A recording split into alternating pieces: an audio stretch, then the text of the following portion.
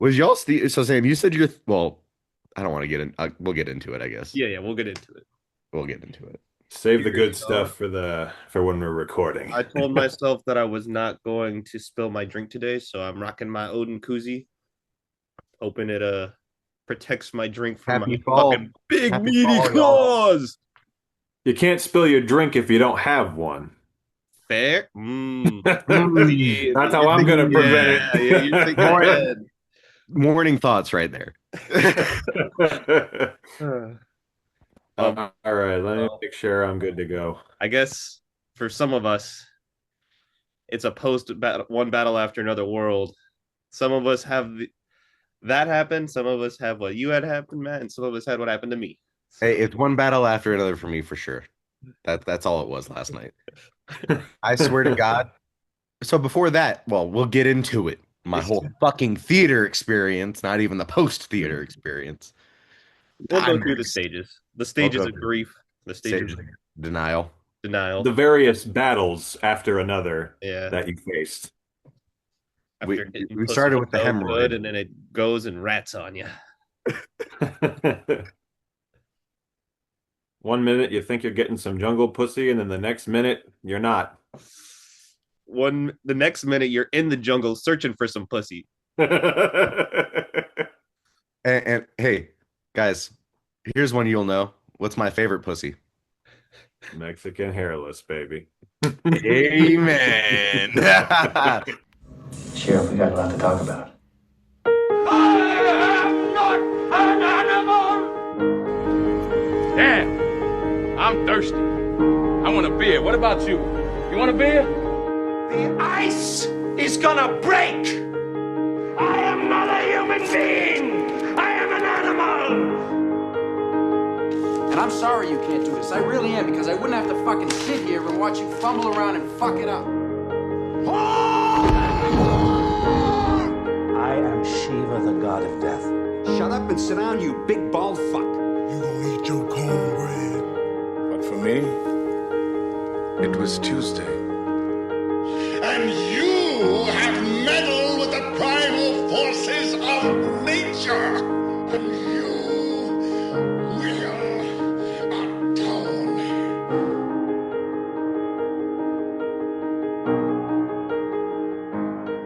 Welcome everybody to a new episode of Three for Three. Guess what? We got three movies. Just like last week, just like the week after. Same shit, different movies. Let's talk about them. We have let's do it. Brass tacks, baby. We're in it. Let's just talk about it. We're gonna go for one battle after another. We gotta go in hard because honestly, I feel like we're just gonna be boiling towards it. We've got three very interesting movies. We've got The Sting, and then we've got What's Up, Doc. But I feel like we just need to Hey. a I forgot to get my shit out for it, but yeah. I love these movies. I think we have a really good lineup, but my God, I just need to get this out of the way. We need to get this out of the way. All Paul right. Thomas Anderson's newest movie, Sam's pick, a pivot, a great pivot.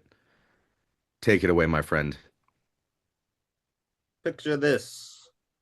You're Leonardo DiCaprio, or as we've come to learn recently, Lenny Williams. Or wait, maybe no, sorry, your name is Ghetto.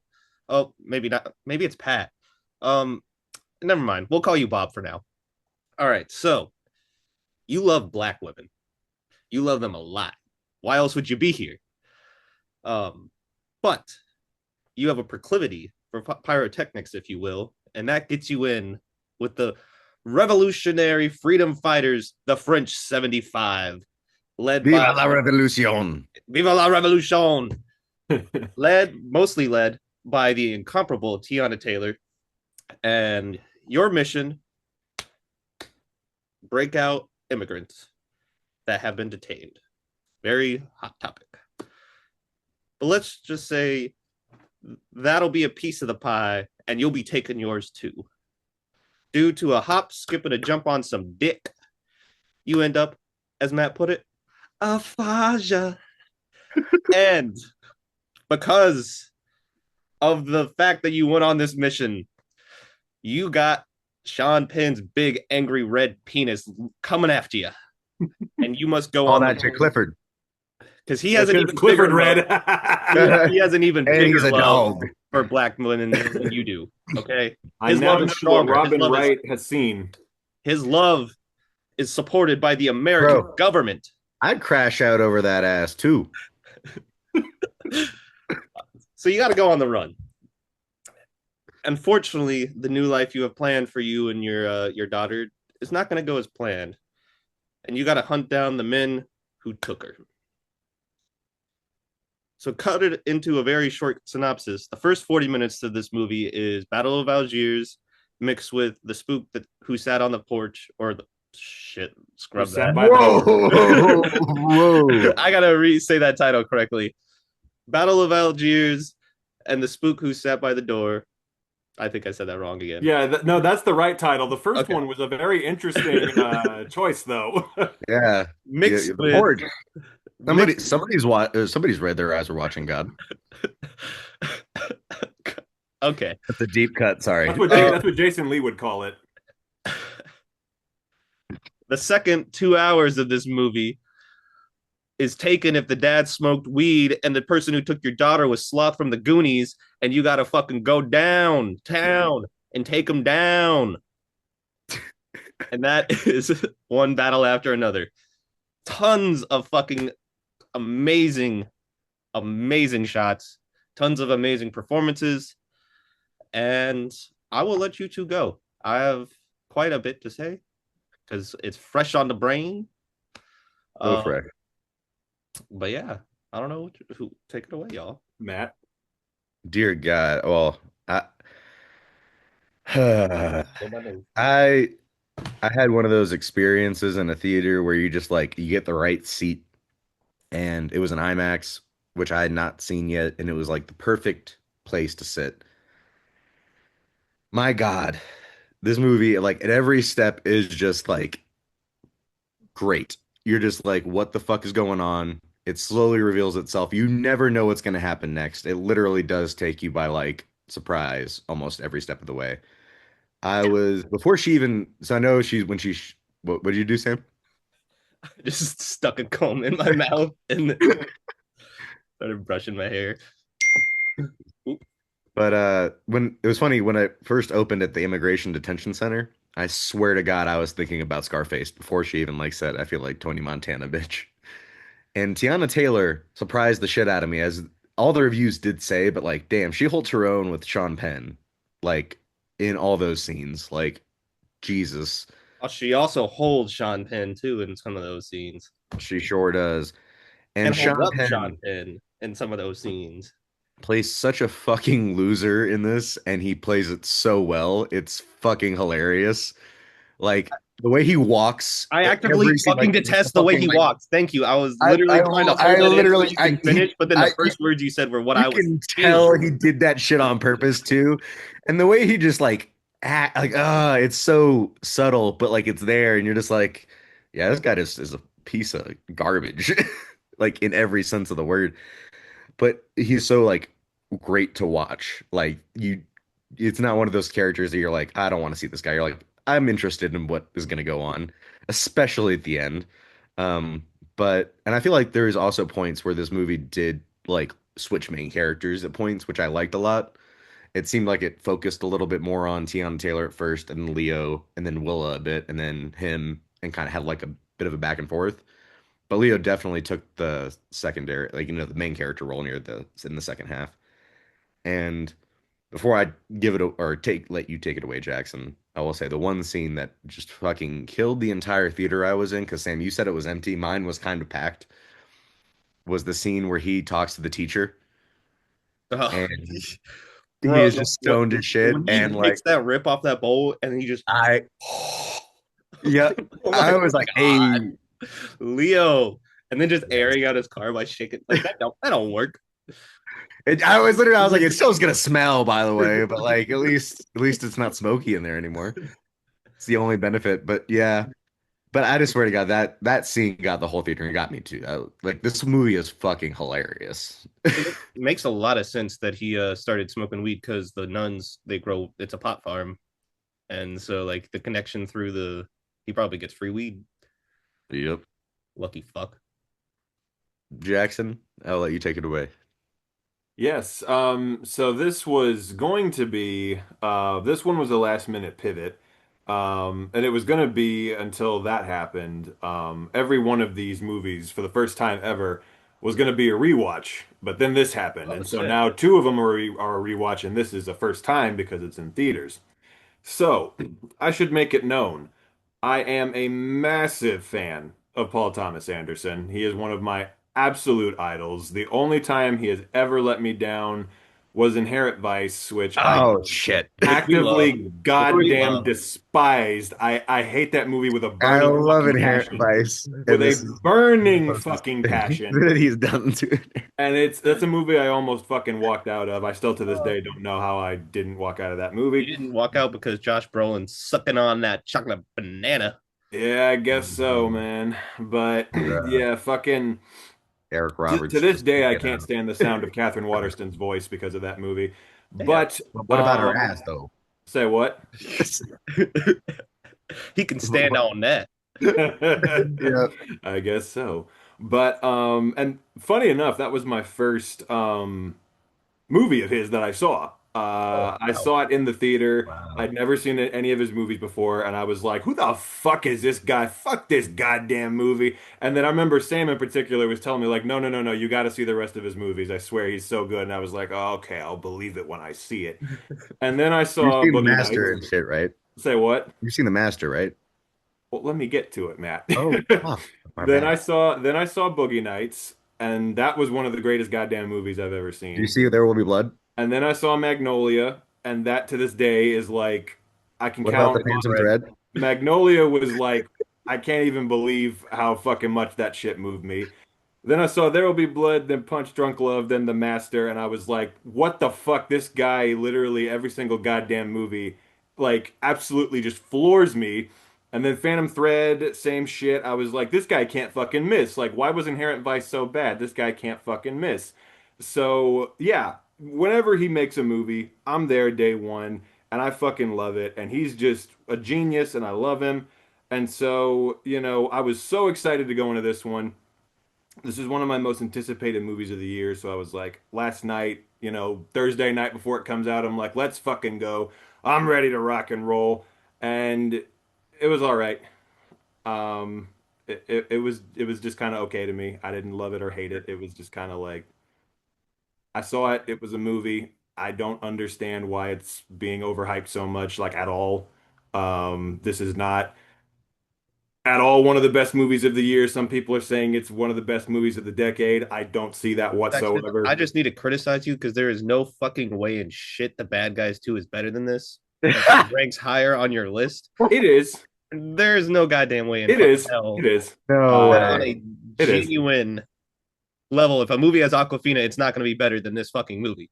That's Okay. a fair point, but I still stand on That that. is interesting. I mean, granted, you didn't like Inherent Vice, and I was thinking this is probably the closest thing he's done to an Inherent Vice. I mean, Well, it's a see, fiction here's which is the why thing. I like it It's so a much. fiction Is like, novel, so Well, here's the Or- thing. I was he has I a was ton a of It is, little it's but- close enough, but I was a the names little you can I was tell. a little nervous going into this one because I know it's not technically an adaptation of Vineland, but it kind of is. So I was like, oh shit, he's adapting another Thomas Pynchon book. So I was a little nervous, like, is it going to be another Inherent Vice? And it wasn't. I don't, again, I want to make it clear. I did not dislike this movie, like at all. It's not a bad movie by any means. It didn't do that much for me. Like Okay. it was just kind of like it happened, it ended.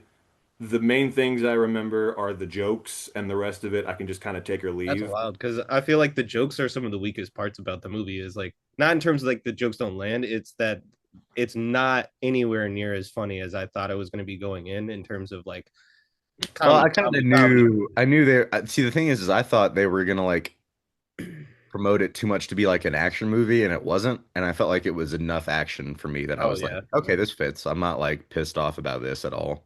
And I will And say to your credit, Jackson, a big problem I had with the movie was the inability to properly understand what time period we were in. I think it the beginning of the movie It took either me a started minute. in It took the me a mid minute to 70s, it could have started in the understand. late 80s, it could have started in the 90s, but no, it started Well, after because the 2000. cars were like all over the place, the Yeah. models of the cars. Mhm. And then she was wearing a fucking COVID mask at one point Yeah, to like and hide they're her called the French identity. 75, so I was like, oh, maybe they're like hearkening to the 70s movement in the 90s, but then no, when it goes to the And daughter's it was dad, 16 years though, right? Or something 16, like yeah. that. Yeah. Yeah, so like So, there's but it's also like a already big like jump. it's already it's after 2018, I think, because that song and the high school dance is a somewhat Yeah. recent song. That's at least a Um, 10-year-old song. Yeah. So I assumed it was like somewhat because like Paul Thomas Anderson doesn't really do period like main, like yeah. current time periods, but I felt like this was like the closest he's gonna get. He's not gonna give too much away. Mhm. But Which, and also that is true, but that didn't bother me. I was like, okay, this could be set whenever and it's fine. My main thing, my two major gripes are just like, because again, it's very, very well made. I mean, like he directs the shit out of it. The Johnny cinematography, Greenwood. the fucking cinematography Regina is Hall outstanding. supremacy. The fucking say what? It's a Regina Hall supremacy. And She is amazing in this movie, and I've been praising her since Scary Movie, and I swear to God, she is just as good of an actress as I thought she would be in a fucking like dramatic role like this. She kills it. yeah. It literally, And then she walks into the room and then it's just silence. It's the first drama I've ever seen her do, and she was very good. But yeah, like direction was outstanding. Cinematography was fucking gorgeous. That last chase scene at the end was Oh fucking man, I'm unbelievable. sorry if you didn't see this in IMAX. Matt and I both did, but the woo, woo, the I'm it sure. was so loud. I was yeah. kind of like I'm sure. getting like upset physically because it And was so loud. that was great. The fucking all the performances. Leo was so goddamn good in this. Like everybody was, the whole cast. I there were parts, and this doesn't always happen for him with me. There were parts where I forgot it was him. Like I just saw him as the character, And a lot of times, That whole middle That's section true with though. Benicio where they're going through his like hotel place and then he's just trying to charge the phone the whole time was one of the funniest yeah, gags. like he But like just sold that character Life. so perfectly. Yeah, thank you, and Sensei. Thank you, Sensei. Viva la Um, revolution! yeah, Oh my God, when he's on the and phone with the guy getting really pissed you off, prick. like I love that you prick. Like, yeah, I'm gonna get to that. I'm so gonna you get don't to have a that in a minute. daughter, Yeah. you fuck. I'm just Yeah, like and like all the performance, Sean Penn was so goddamn weird and so good, I I hope he and gets a nomination for this he because like probably low will. key, he literally was like I didn't I thought he was doing a good job, and then he kills it in the last like 5 minutes. I swear to God, He looks like a he's shriveled up acting. testicle these days, but he's It really worked for good. the character. It Yeah, works. Like that's the thing is Bald like his ass head. yeah, like if they had thrown him in another, if like he was not like in another movie, sure, but yeah. this fits for him. And I Yeah. also have to say, Let's do what we do best. in a cast that all really clicked, like Benicio del Toro, I love his little dance as he's getting arrested. That was Yeah. fucking hilarious. Oh yeah, I just threw out some Yeah, trash. yeah. But in a cast full of great actors, I have to say, Matt, you alluded to it earlier. Tiana Taylor was a real fucking standout to me. Like she was only in the like first 30, 40 minutes of the movie, but fuck, she made the most of her screen time. She was really, really good. I can I thought. say this before I forget? I did a little fist bump in the theater when I saw Alana Haim. I was like, yes, he cast her. I jumped Also, she fucking was actually doing a good job too. I was like, you can act. Holy shit. when she 'Cause I was ran kind of out worried that Licorice place and Pizza got was like a fucking one murdered. note for her, but sorry. When they like turned up the audio from the beginning to when she got murked because when she ran out that door, it was like I my gasped a ears little were bit. ringing. It I was went, so loud. Well, there were two other things I was gonna say. One was the Johnny Greenwood better get nominated for best score. The music in this was fantastic, and the sound. I didn't see it in IMAX, but still, every time a gunshot was fired, it like went through me. Like that scene in the You bank. have to have yeah, shaken. what she said, quit moving. You have to Yeah, have when shaken Tiana, when baby Tiana syndrome to Taylor be called Chase Infinity. say what? You have to have shaken baby syndrome to be named Chase Infinity. Okay. That machine gun while she was yeah. pregnant was just fucking. Yeah. Oh yeah, I yeah, actually was very happy they mentioned that too in the movie because like the whole thing in the trailer, I was like, damn, she's just fucking with a machine gun like against the thing, and then yeah. they just say like It's like she doesn't even know she's pregnant. And I was like, thank you for Yeah. mentioning that. Yeah. And fucking but that scene in the bank where she shoots the security guard, when that first shot went off, it like fucking went through me. Like it was so goddamn loud and jarring, and just when she's firing the machine gun, I felt that it was so loud. I was like, props to the sound He has department. power. Say what? He has power. Yeah, Mhm. for real. And just like so a lot of things in it, it was a very, very well made film. It's just my two major gripes were just one, I didn't think it needed to be that long. I do think it could have been a bit shorter. It's fun because like the movie was like 2 hours and 42 minutes. I would say for maybe two-thirds of the runtime, maybe a little more, it kept my attention. And then for the rest of it, there were parts where I was kind of almost falling asleep. It was just sort of like, Really? all right, like, what are we For like doing? the chase at the end? Say what? For the chase at the end? No, I love the chase. That was one of the most gripping Or is parts it of the like in the movie. middle part where like they call him and they're like, yo, your daughter, that shit. Yeah, it was more kind of towards the, little over the second half. Like a lot of this, I don't know. There were just certain parts of it where I thought it's going on a little bit too long. But and one thing I also want to point out before I mention my second gripe, it is the jokes were so like the whole part where Leo is arguing with the guy on the phone. That shit was killing me. Oh my God, just like so funny. Just like, you piece of shit, this guy's a fucking war hero. Like, It's so apologize to frantic. him and mean it. It's Like, so frantic. yeah, so funny. And Leo again was just selling it so much with his performance, like just getting really pissed off. But my other major gripe is it's just like the Loki, movie I to think. me, writing wise, character wise, was just kind of surface level for most of it. I didn't think like there wasn't anything super deep about it. It was just kind of like it reminded me of Inherent Vice in that it was just kind of like okay, things are just kind of happening, and we're not really getting beneath the surface of anything, any character or anything like that. It's just like, nope, shit's just happening. It's just what's the next step to getting the daughter back, and like they One never, one to step after me, another. they never really examined, which is why that's a fitting title because that's all they're fucking focused on. But and I just wanted more. I don't know, like character stuff. I wanted it to be a little deeper. I wanted them to explore a lot of what they were talking about a little bit deeper, and they kind of just didn't. Like the relationship between Leo and his daughter is like barely touched upon. Like there's just one scene where they argue, and then that's it. We don't see them interact with each other again or even mention like That really sounds have like any you, kind of Jackson. That sounds like you want more screen runtime, not less. no, I just wish they had used the runtime differently. Like that doesn't mean I want more. It just means that the long runtime was spent focusing on the wrong things. So, I'm just Well, when like, you I find just That's out would kind this of is the just point. phase one of the Thomas Pynchon universe, When you're paranoid for so long, and I feel like for when you are like when something that is happening that is not what you want anymore, and you've kind of gotten to a point where it's um a completely different animal. I feel like that's why his confusion and his disorientation is what's really kind of reflected in the second 2 hours. But that's not interesting though. It's like maybe not for you, but it is for me. I up like until a this. point, it's Yeah, not interesting. I'm just like, I just want, and here's the thing. Here's the thing I'm getting tripped up on. It's like, Mexican hairless.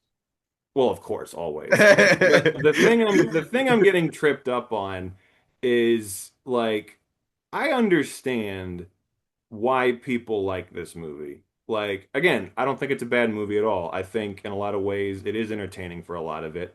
And I get that. What I'm getting tripped up on is the people who are just overpraising the living shit out of it and calling it like the best movie of the year and one of the best of the decade. Like there is nothing in this movie That's literally that Matt's that review on constitutes I that Letterboxd. know. to I me. was That's like, I literally think it Matt's might review be on Letterboxd. though. I was also pretty fucked up when I In walked out what of it, but way? In still, what fucking way does this movie like I don't what movie understand came that. out in like the last 5 years that like was like as good as this one? I don't know. Not as I good. I'm not can saying it's name like top.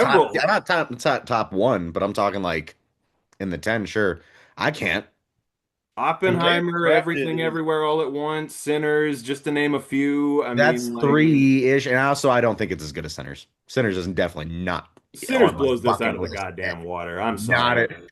No, Out it of the is goddamn might be water. the best of the year. Definitely nowhere near the best of the decade. I disagree It's too firmly. derivative I think to that might even be honestly close. Bow be. out of that Way too conversation. derivative. Oh, and this isn't? Are you kidding me? This is what the Derivative fuck of is what? special The about book? this movie? What book? Like it's not even derivative of the book because it's not even like completely taking the book serious, like to its I can thing. name 1,000 goddamn movies that are just wacky fucking, nothing fucking happening but him running around acting like a moron. I mean, like, come on, that's the whole goddamn movie. I think a lot of people would disagree. I mean, yes, that is an I can name 1,000 aspect goddamn of the movies that's movie. about a guy trying to save his daughter. Taken, for fuck's sake. I mean, like, there's a million goddamn movies Sure, with that but But is premise. he's not Taken on set weed during and a he's not fucking hunting down revolution? Sloth from the Goonies.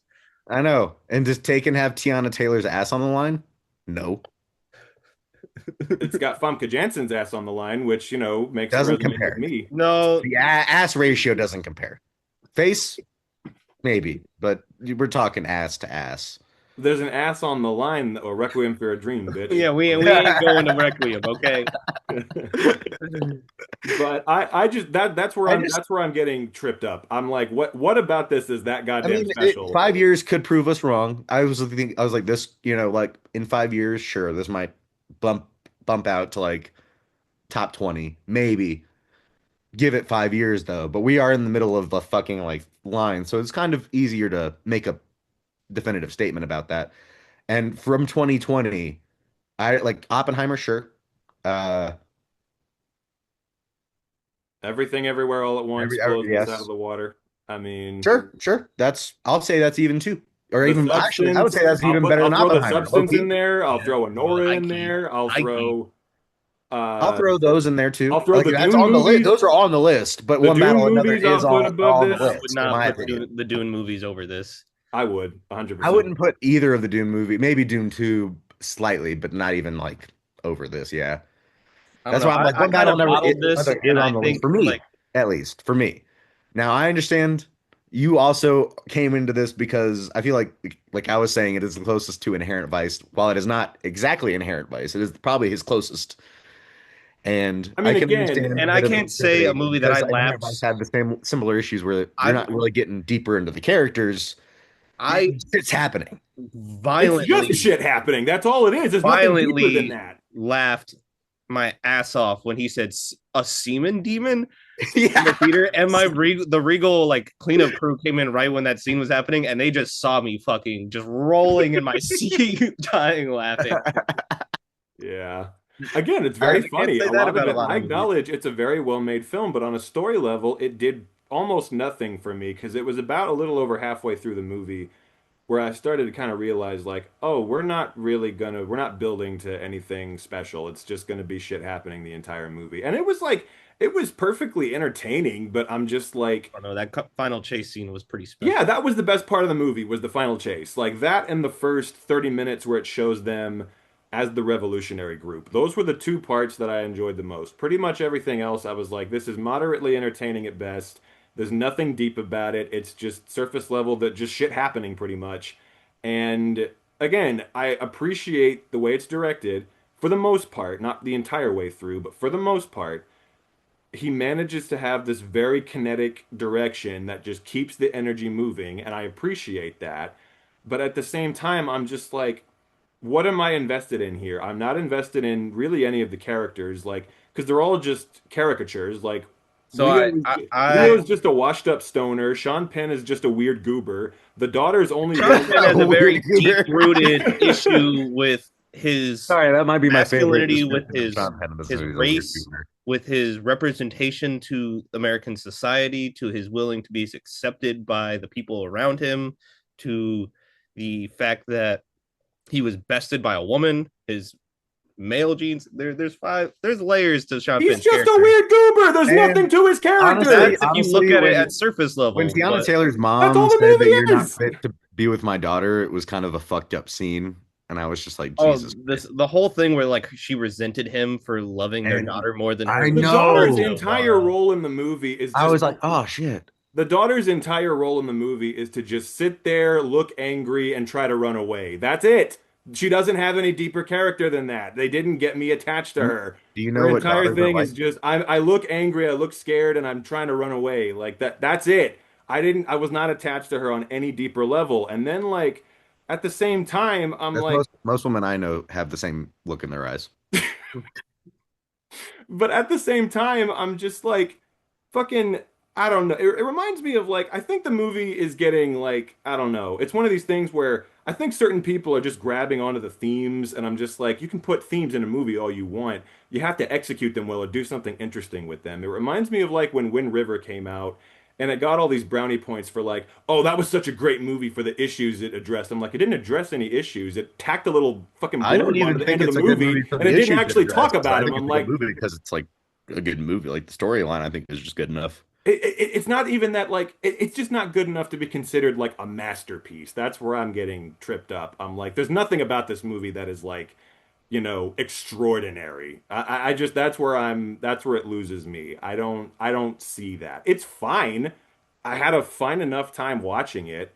See, It's just Jackson, not. it's because you don't smoke weed and it's because you don't drink Modelo while driving in your car. That's why you can't. I, Literally, I was I like, think you are kind when of they were making the drinking in point the for car, I me was like, though. I'm hey. like, if you're, if yeah, I don't, yeah, I don't think you should have to do that to acknowledge Like whether it's good or something's not. And also, I feel like Leo was low key playing Paul Thomas Anderson at points.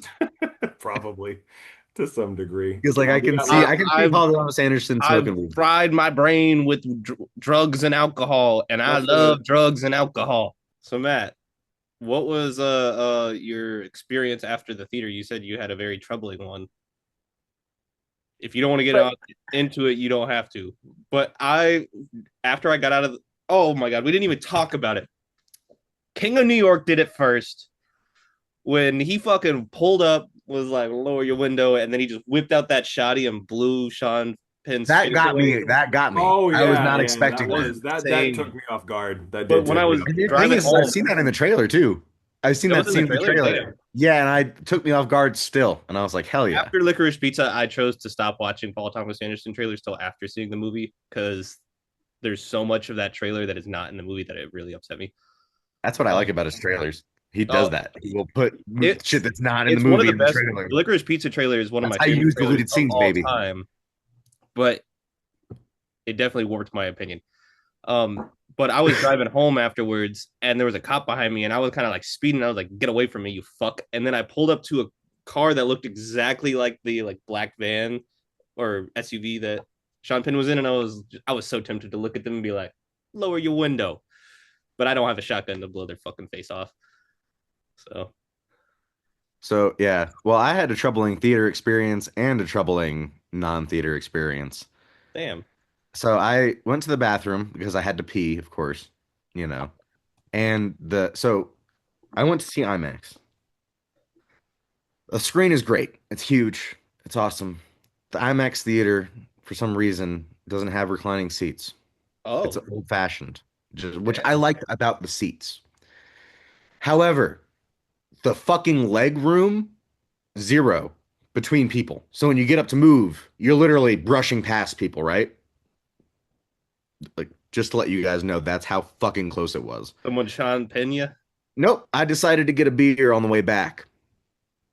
but you spilled And it. of course, yeah, I fucking accidentally, not didn't drench him or anything. It was just like a light run down the back of the seat.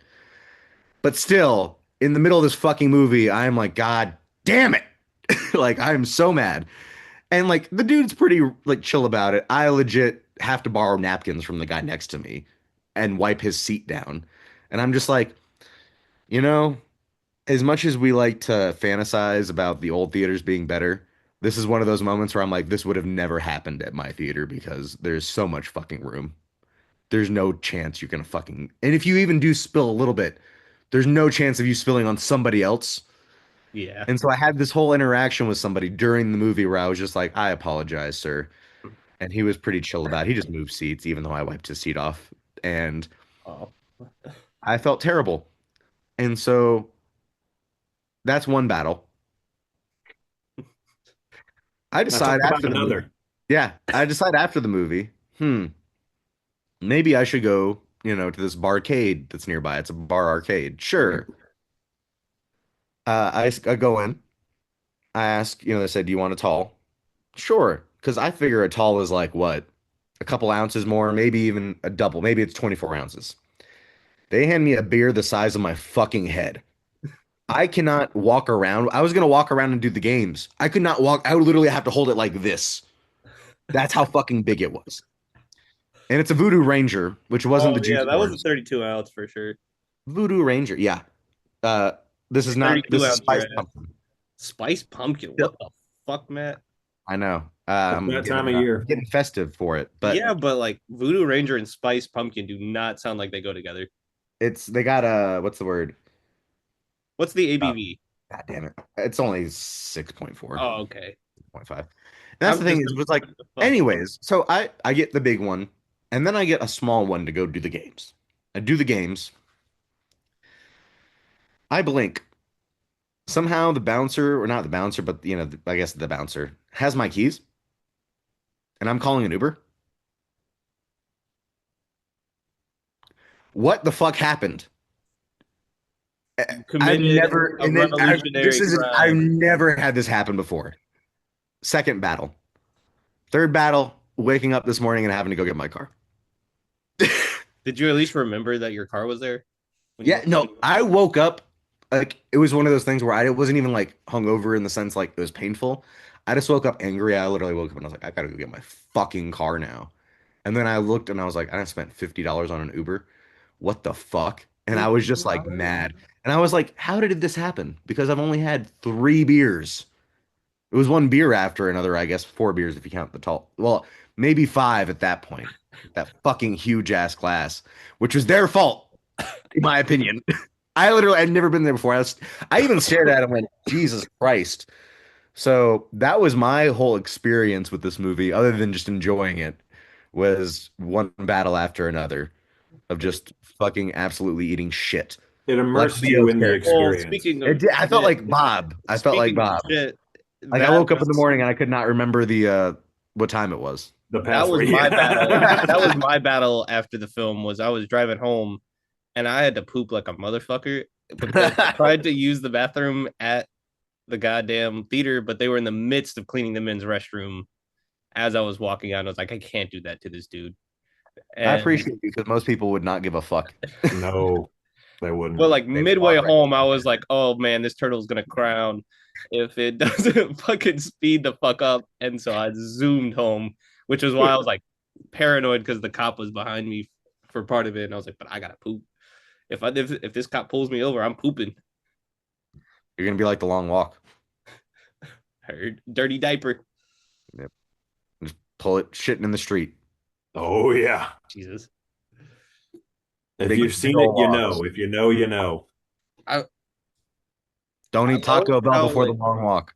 I love Never. how Paul Thomas Anderson at times his camera movement just feels like the older films with the track and everything and how it just like seamlessly like the corners of the frame just like wrap around the edges and you're just kind of like sucked inwards into like the propelling motion I and swear. sure, it makes certain scenes a lot more intense like when all of them are slowly going on the run and then getting like executed and One of the that scenes part. too that I really liked were like the compilation of scenes with the kids getting fucking interrogated by Oh that yeah. Yeah, I really ride liked or that. die.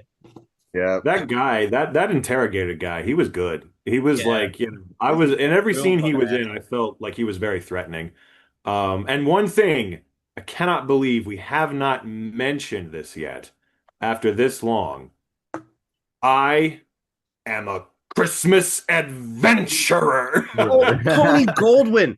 I Tony fucking love Goldwyn. Tony Goldwyn, and I He was is so so excited to good. see him. I Wait. hadn't seen him in years. Okay, so we mentioned, thank you for jogging my memory on this. I am gonna say his name completely wrong. The motherfucker who plays Patrick Star, Bill Fagerbakke. He wasn't in this. He wasn't? No, Then who was the dude? Who was the old man? some guy. I'll pull it up. They're actual people. No, wait, who the fuck was that? Because I've It seen him. definitely in shit. wasn't him. Damn it! I thought that was Jim him. Downey was Kevin in this Teague? though. That Kevin was Teague? random as shit. You talking about Kevin Teague? Kevin Teague. Yeah, it was Kevin Yeah, Teague. yeah. He's really fucking good. He's from Roadhouse. That's who I was thinking of. I don't know if you just said He's this really name, fucking good. Jackson, but John Hugenacker. No, the one I couldn't believe was in it was Jim Downey. That was weird as shit. As the Tony Goldwyn's little Yeah. right hand man, that was Yeah. fucking weird as hell. Him being Tony in this. Goldwyn, I love that dude so much. There's a movie I watched in Florida called Joshua, which I'm not a very religious person, but he plays like a resurrection of Jesus named Joshua. I don't know if it what ties to religion as the story, but he gave such a really good performance that I was like, man, like I will watch anything you're in. And so when he popped up, I like that was a moment with little Leo from Once Upon a Time where I snapped and like got up and was like, oh fuck. It's funny because I just watched Tarzan the other night, and then it's like, what the fuck? Here you are again. Like, what are you following me around? But yeah, he's Hail Saint Nick. I'll say him doing jingle bells when he knocks on the door. That got a laugh in my theater. I was surprised when everyone they did the Hail Saint Nick. People laughed, and I was like, he's got shit on his dick, and we need to clean it. So clean that we can eat off the floor. It's that this clean. movie. Okay, so I feel like in the first 5 minutes, this movie took me by surprise with the whole Tiana Taylor making Sean Penn get hard. That literally was like, that's when I just said, okay, this movie is not at all going to be. I'm just going to shut the fuck up because, like, what the fuck is this scene? I expected, half expected her to like kick him down the stairs to like break his dick or something. I was just like, why are you getting him hard? It would have fit. It would have fit for sure. Yeah, I was just Also, Wood Harris very briefly in the beginning as one of the revolutionaries. That was also interesting. Him and Alana Haim were both just kind of in it for 2 seconds, and then they both get killed. And it was like, oh, okay, like him getting some people in here. But Yeah. but yeah, you No definitely Maya Rudolph. say what? No Maya Rudolph, despite No Maya being Rudolph. his movie about an interracial relationship. So There's a lot of yeah. But Sure. also, fucking the voice on the phone at the beginning, the first person who calls him, apparently that was Jenna Malone. Get him alone. Ah, I didn't know that. So returning from Inherent Vice. Exactly. Yep. Also Benicio returning from Inherent Vice. Yes. And giving an equally a lot of I see a lot of people online talking about Benicio potentially getting the supporting actor nomination over Sean Penn, but I just I personally cannot see that, and I don't understand that argument. No. Like I love I feel like He's really at the good. point where this is probably his last chance at a nomination, unless he like comes out with some Well, fucking Benicio's already won. Yeah. So what did he win for? Traffic. Traffic. Damn. I wish I could win for Traffic. I always lose. The car chase after the bank scene when they're just like driving like reckless fucking maniacs. I'm like, if you just slow down a little bit, you're gonna be a little bit less. Those crash scenes were noticeable. so good. Can I just say, like every time one of the cars crashed, I fucking felt it. Impact. Like it was so the beginning chase scene, like when you stunt can work. feel the speed, like in the movie. Like I know we were talking about the chase scene at the end, but even the chase scene in the beginning with the crashes, like I feel like you could feel the speed. And it's not again, like I said, it's very stop the car at the top of the hill, but right over the hump.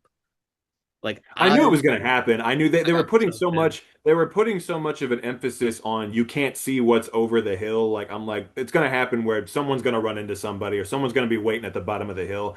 But still, when it happened, it was still very satisfying seeing. Were you guys worried at all that she was going to shoot Leo?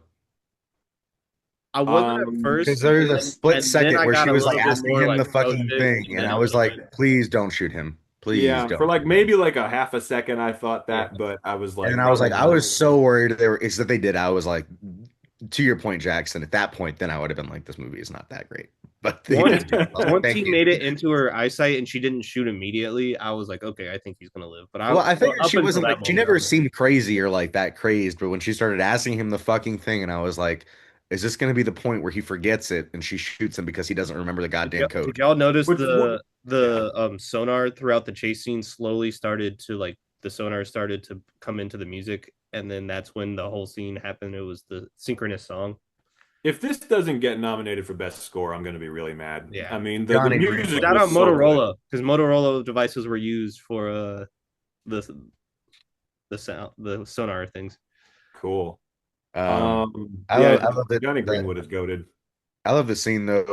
Sean Penn and like Chase Infinity are in the fucking church, and she's like, "That's a tight shirt," and he's just like, "It's not gay."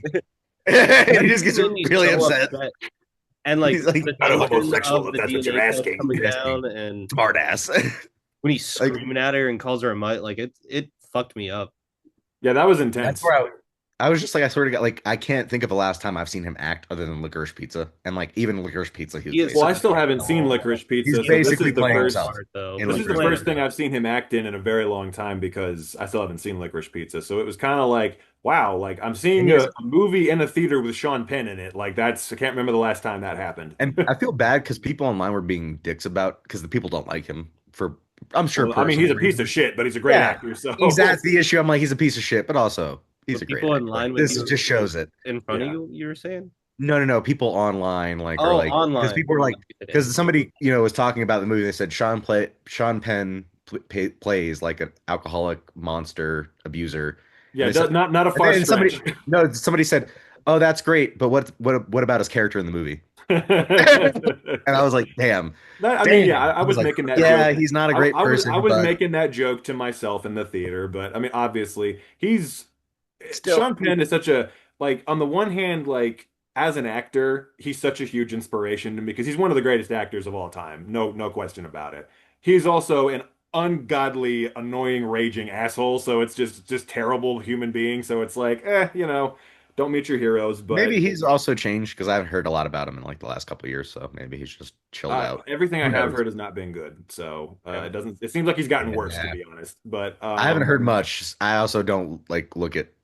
I I haven't don't read. go out See of my Sean way to Penn. look at it. But I still hear like if he says something in an interview, I hear about it, and I'm just Oh like, okay, god. well, you're still I kind can't of a remember the big last. Yeah, it's probably not good though. In any case, He was the original bad boy. very true. He was indeed. He Great. was. Fucking and yeah, just and Leo's not, he's questionable as well dating, fucking the joke I always make He is would have his been daughter dating his daughter in this in the movie. movie this girl is his daughter, but in real life it would be his girlfriend. Mhm. But and He that's wouldn't touch Tiana Taylor with a 10-foot fucking pole. no, no. That was like I was like, this is the most unbelievable part of this movie, him actually making out with a girl even close to his own age. That would never happen. Much less just gripping that ass. Yeah. Do you That's think what sparked Sean Penn's hatred. Truly, do you his think Indeed. the when catalyst. Paul Thomas Was that Anderson was driving home from SNL with like Adam Sandler and a bunch of people, and they asked him, "Do you like black women?" And he said, "That's why I'm here." And that's what made it into the movie. It was a wild. It was like one of Leo's first lines. He said a few things before, but that was one of his first like actual lines. And I was just like, "What the fuck?" Yeah. Thomas It- Anderson's revealing himself like yeah. Tarantino. Oh yeah. But nobody's questioning him. I think Sean Penn did a very good job, if I'm 'Cause being he's married honest, to the of game. I think Sean Penn did a great job of portraying Robert De Niro in this movie. Just a big dick who likes black women With big ears with big ears. Ears. and And just sometimes a acts like really dick to terrible everybody. haircut. Mm-hmm. Tight And ass doesn't name a shirt. few words, but when he does say something, he's The yelling at scene somebody. where he like knocks on the door and then just goes and gets the barricade ram and just That was, I that was okay. funny. like, what the That fuck? was Because I love funny. it's the fucking like flowers, sets him down, walks out, grabs the fucking barricade, like This and pussy then don't pop he'll for pop for nobody. you. So I thought it was this pussy don't pop for you. Oh, and that might have been what Yeah. it was. So Yeah. That is I what she think said. is hilarious because like if you hadn't shown the like letter, it would have been an even more like serious scene. But then you see what he's reading, and it's just this pussy don't pop for you, and he's fucking And crying. yeah, he's Tell just me that's not a meme right there. Like literally tell me that's not a meme.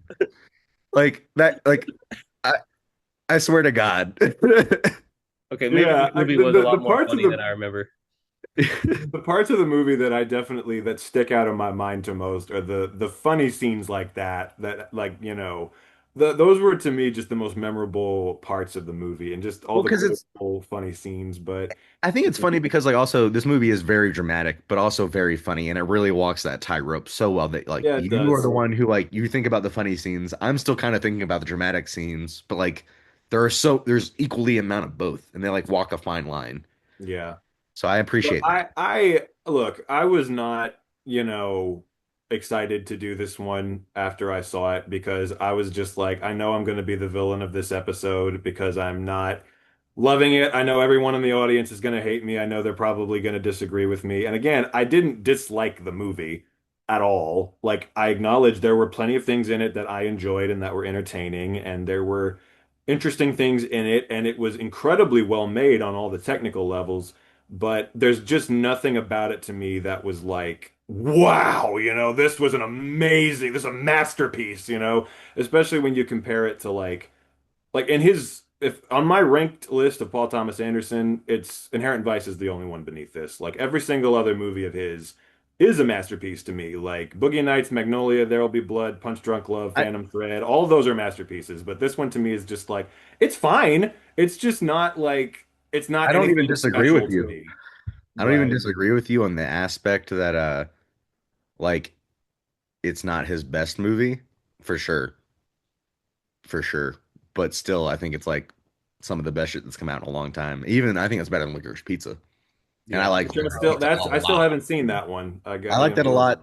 I see the issues you had with this one. I kind of had with Licorice Pizza a little bit, but I felt like they kind of, I feel like there's just some times where I was like, I want something deeper, but shit just kept happening in that movie, and I was like, but I still like it. This yeah. one, I felt like I I got feel more that out way of it. upon a rewatch. I recently watched it to lead up to this, and I was I enjoyed it, but it also is like a lot more unnecessary in parts in terms of like the point of what they're trying to do. And like, as much as I liked it, why is Bradley Cooper in the movie? I mean, yes, the whole part is like interesting, but I feel like they put that in the trailer a lot, and then it just kind of is like this little micro part of the movie, and I'm like, God damn it. And Jackson. But I don't know. I just I'm glad we all three got to go see this though, because it felt like a cool thing to just Yeah, drop everything and it kind was of cool when I was sitting in the theater last night. I was like, wow, like this is the first time we've all like picked a movie that's in theaters currently, and not only that, but I'm like, we're all seeing this tonight, opening like night. we're not Yeah. seeing it at the same time. Like I think I got out before either of you even started, but like I was like, they're gonna watch this tonight though. Like we're all seeing it I tonight. think That's it cool. was you, me, and then Sam. Yeah. Yeah. Because So poor Sam didn't get out of his till like 2 in the morning. I, So mine yeah. ended like 30 minutes earlier than I anticipated, which was nice, but I was surprised because I got out at like 9:45. Yeah, I I thought didn't I think I would was get out gonna get early. out till like maybe 9:30, and I got out at like 8:30. I was like, oh, okay. Like I got some extra time. Because then I had to come back and watch one of our other picks. So it gave me time to do that. Well, Uh, I'm trying to think. Is there any, before we wrap this up, I need to talk about the fucking flat forward-facing flash selfie that Leo was trying to take while yes, that the was fucking him trying to figure that out was just funny. I honestly I will say this. I have never not saw an ending. I did not see that ending coming. With her Yeah. just being back at home and being like, be safe, I won't. And But then you know, I leaving mean, with fucking Tom Petty playing. Like when what? at And the then him taking beginning a picture, like a selfie with a joint hanging out of his mouth. Also, that joint needed to be ashed. it did desperately. That's why I was like waiting for it to fall or something because I'm like, What?" Do But at the very beginning, her grandmother you says, think? uh, we come from a generation of freedom fighters and everything, and like, what are you gonna do to her to make sure she continues on this thing? So I've assumed some point in the movie she would take the mantle and do it, and she kind of does, and then the ending is her continuing her mother's legacy. I'm And do you not think? even going to Do you talk think he about was how moving much I on? didn't say what. I said, do you think that like selfie thing was also him kind of moving on because you assume he's going to take you for like a dating app? So it's like he's finally moving Or on like too. Maybe. getting an online personality. That yeah, I was like starting. That's something I'm thinking about now. I'm like, oh yeah, he probably like. Why else would you be taking a selfie like trying to look good if you're not moving? And he is setting it in the modern times. So Yeah. they're both moving on. Is the point of the end of the movie? Another To battle. avoid, yeah, to avoid any further, disagreements, I'm not going to talk about how much I didn't like the dumb tacked on happy ending, but it was just kind of like weird and unearned to me, but I won't we don't need to get into specifics. It was weird, but it didn't really make any sense. But again, it's like, I like the letter. Sorry, you said you don't want to get into it. I like God the damn you, now I'm gonna have to bring it I like up. the letter Okay, too. so that was dumb as shit, and I didn't like I it. had a So moment too. It's funny, Jackson. I had your moment where at the first, like, I was like, "Are they Yeah, really but doing that the letter letter could right be now?" And then I 15 did kind years of like old. her. She could have sent That's that fine. immediately, and then he's been that holding would on. make even less sense, to be honest. What doesn't make sense about it? Fucking, it didn't make any sense because, first of all, the fact that the movie is trying to play this off like it's any kind of a fucking happy ending, I'm like, yeah, like the idea that the letter inspires her to be more like her psychotic murderer rat mom who got all I of her friends think the killed. letter was her inspiration. I think it was the whole Am I the experience. only person who thought Tiana Taylor was eating Sean Penn's ass? Yes. Oh yeah, Yeah, 100%. No, she put the gun up his ass, though, I thought. that's what She I did all kinds assumed. That of was the shit. We just reverse didn't rape. see it. Oh, See, fair. that's my assumption with reverse rape was the gun up the ass, but I guess she had to lube it up somehow. Fair. Yeah. Sorry, I had to No, get that out of she the way. did all kinds of things. We just saw the first part of it, but there's no telling what happened after the cut. But no, again, With I the just like mind, tell us. yeah, that didn't make any sense to me. I just Sean didn't Penn's think semen it, demon. yeah, the Not the guy. semen demon. It fucking killed me. Like the Straight whole scene line. was hilarious. Uh-oh. Sorry, it's not funny, but like I was laughing pretty hard because mainly because of the podcast. Because I was like, this is a first. And then when they said demon, I like fully like let it out. I was, it was, it was something. Yeah. But yeah, it again an interesting movie for sure. Not a bad movie at all. A perfectly, fine movie. Yeah. With some highlights that I did enjoy. Sean Penn's death scene was kind of fucking hilarious, I'm not gonna lie. Just them leading him into the office with his fucked up face At and least he just died happy. gassing him. Yeah, yeah. Which is more than he deserved. Yeah. I And also, mean, okay, so I was laughing so hard the fact they fucking carry him out of there and he's literally just like with his fucking literally in the same position yeah, with his like feet up, like they carried his glass feet the eye. same way. Just I was like, Jesus, this is and the way he's like so happy when he walks into the fucking office too. He's like I don't know. It's just again, Sean Penn I for the knew fucking something job. was up though when he shut the door. He was like, "I gotta get your key." Shut the door, and then the audio like fucking cuts to the suctioned like vacuum sealed room. I was like, "Oh, I was like, are they gas? I literally had the moment where I was like, are they gassing him? And I was like, oh shit, No, they yeah, gassed because him. I was wondering, I was like, okay, is he gonna shoot That him or felt very what? that's what I Pynchon, thought." like That's what I Thomas I was thought. like, Pynchon what's he gonna moment. do? And then when they closed the door, I'm like, oh, they're gonna fill the room with something. They're gonna kill him somehow with gas or something. But And it's yeah, funny. So one thing I've noticed is Thomas Pynchon's names are fucking crazy, like Perfidia and shit.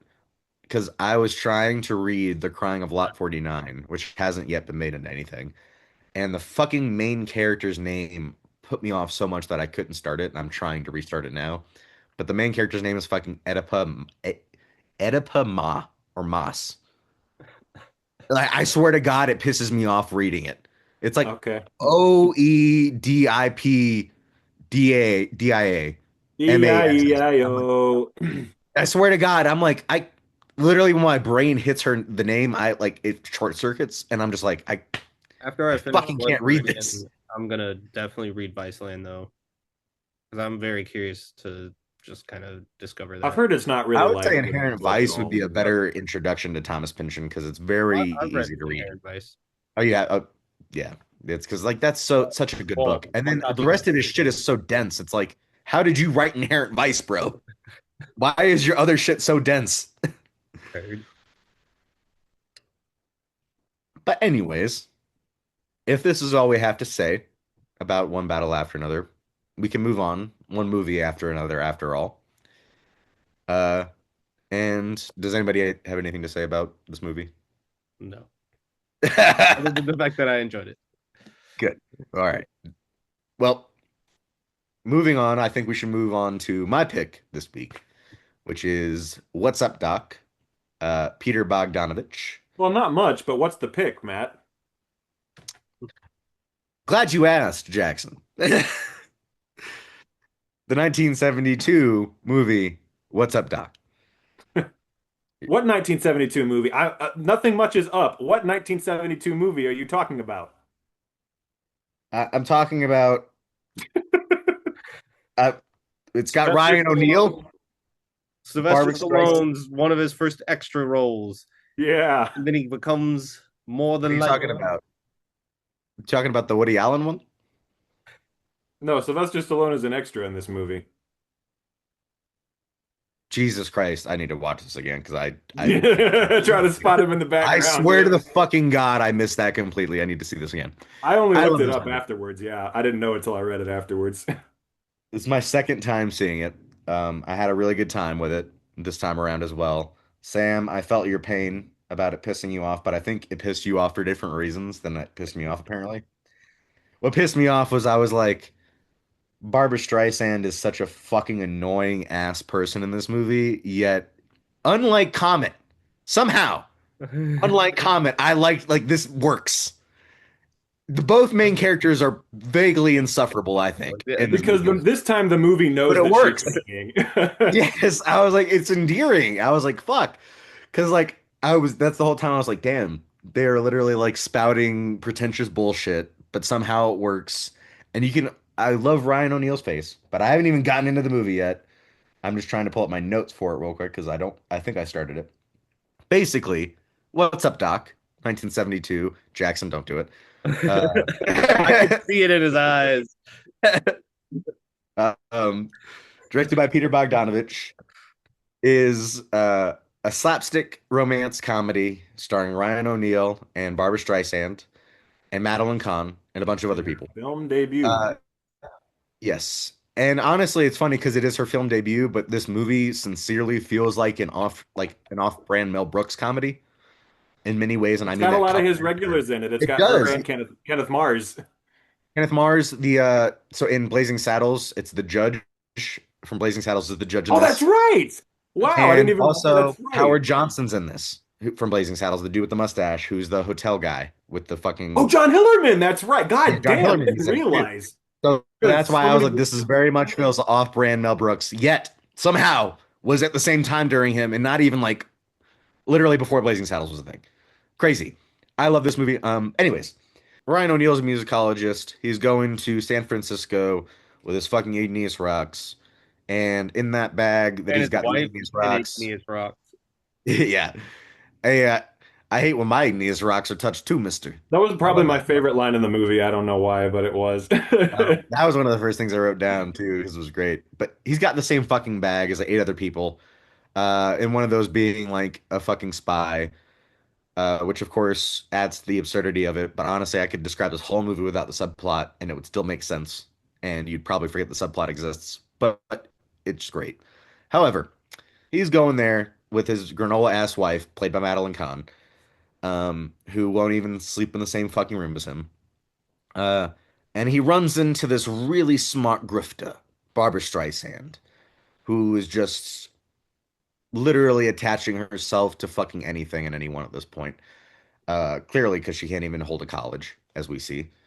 And his life basically gets upended by this pretty blonde Jewish woman with a good voice.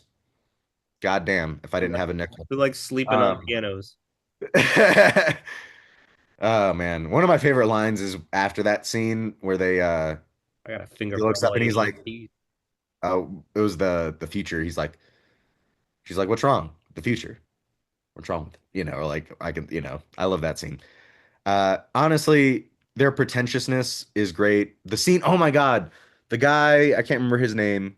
Long hair. He was in fucking My Cousin Vinny. He plays one of the musicologist people, not Kenneth Mars, but the other guy. Randy Quaid? Well, he wasn't in My Cousin Quaid. Vinny. Austin No. Pendleton? I think he's Yes, Austin Pendleton. He's fucking hilarious in this. He I was in love My him. Cousin Vinny? Yes. He's the fucking judge, one of the lawyers. My Cousin Vinny. He's like the first lawyer they fire because he I sucks. don't remember him being in that movie at all. Definitely is. It's in his top seats right there. Wow, didn't know Yeah. that. I was like super happy to see him again because I've seen him before and stuff, and got a mouth. I've seen, but it was like the scene where they get under the table. I thought that scene was Yeah. hilarious. What are they serving at table number 5 or whatever he says? Yeah, like, what wine are you serving them? Oh man, and I feel like this movie's absurdity works in such good ways. Like it builds and it builds. Like that scene where the fucking room catches on fire and everything just starts breaking down, and you're just like, hell yeah. Uh, I mean, the ending scene, talk about an ending chase scene. The fucking Chinese dragon, Yeah. like you going down the hill and shit. I mean, uh, it's it's just such a I feel like you can't argue with this movie a little bit. It's kind of hard to argue with it, even though you want to, because I started wanting to with their, like pretentiousness, but they match. And also, before I give it away, Ryan O'Neal's fucking hilarious. Every movie I see him in, he has such range. Like he's funny in Paper Moon, but he's not funny in the same way he's funny in this. He's really good in Barry Lyndon, not in the same way he's good in this at all. Like his Two vacant very, stares. very different parts. Yeah, his vacant stare is fucking great. Like it's killer. Like literally when he's just like, I'm having a nightmare. Like, goddamn, killer delivery. He is so good. And then also Barbara Streisand, always great. So young in this. I would still give it up for her today. Um, Yeah, so Speaking of Benicio, Sam, what did you think of What's Up, Doc? This movie. did I even get to the end? Oh, did you? I did. I think I did. You didn't talk about like the true ending, but Well, that's usually what we get into is the Yeah, true man. ending. So You I'll got let up you to the go. chase. Go for it. Basically, as long as people know that Ryan O'Neal is a musicologist who gets his life upended by Barbara Streisand, we're good. Fucking pisses me the fuck off. Not because this movie's bad, but because I have genuinely fucking heard the conversations that were had at that conference, and it upsets me to hear it in person, much less see it represented so accurately. But that is also where the score of this film kind of underwhelmed me a little bit. I thought it would be a lot more like rooted in like old music, because that's what a lot of musicology is, but there was hardly any music at all, and when it was there, it was very, I felt like, of the time. And so it was very interesting. But this movie is amazing, and I cannot say about very, very many movies that each scene gets better than the last one, and it just keeps fucking adding and just going so goddamn hard at points that I'm just like, god damn, I'm fucking mad that I like this movie so much. And so this is my second Peter Bogdanovich after The Cat's Meow, which I had seen multiple times before we put it on here. And then You're getting to the real one. I had seen him the act, real movies. but like this was a really good, like, well-made, just I could also feel, it's funny, as much as I could feel Leo playing PTA, I can feel Ryan O'Neal playing Peter Bogdanovich in this a little bit. I don't know how you feel. the glasses. Just everything. I could see it. I could see it. But it's just because so Peter fucking Bogdanovich weird. has definitely never left his wife for a younger, more attractive blonde woman before. Nope. Nor does he have like if you ever seen Peter Bogdanovich act? Yeah. No, Dead you're right. ass, He's acting just like him. Yeah. You're right. like dead ass. I was like, Yeah. okay. With the glasses like, and everything. like you said, Matt, the scene where they Glad- go into the table, that was a really great one. And then the tension of her coming in and getting denied because her name badge had already been taken was like upsetting me. And as much as I was fucking mad as fucking Barbara Streisand, it ended up working out. So I was like, okay, well, I guess it was for something, but it also didn't work out. So I was like, well, it wasn't for nothing. But I mean, I kind of liked the ending because I was like, I prefer this, I think. I mean, like them having that situation and then his ex-fiance getting with the other dude, I was like, okay, you freed him from the shackles that he was in before this movie started. And Okay. you let If she's not fucking sleeping in the same room, I don't care if you're in the same room and not in the same bed. If you're not in the same fucking room, is that really your fiance? I don't know. Well, I mean, it's the No, it's not. Sorry, I'll answer that question. No, it is not. Yeah. That is just a bitch you know. Yeah. Yeah. Yeah. I'm not gonna. That's I'm not why gonna disagree when I with saw you. this movie, I was like, I feel no sympathy for Madeline Kahn. I'm glad she No, got you're with not somebody else. So supposed like, to. You're not supposed to.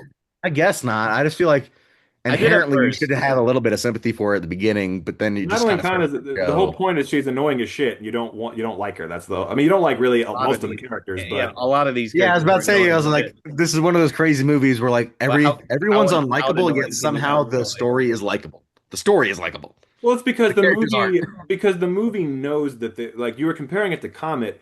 The difference is that movie, Sam Esmail wants you to actually like those characters and take them seriously, and they're not supposed to be annoying. They're supposed to be deep, but they're annoying as shit because of how fucking pretentious they are.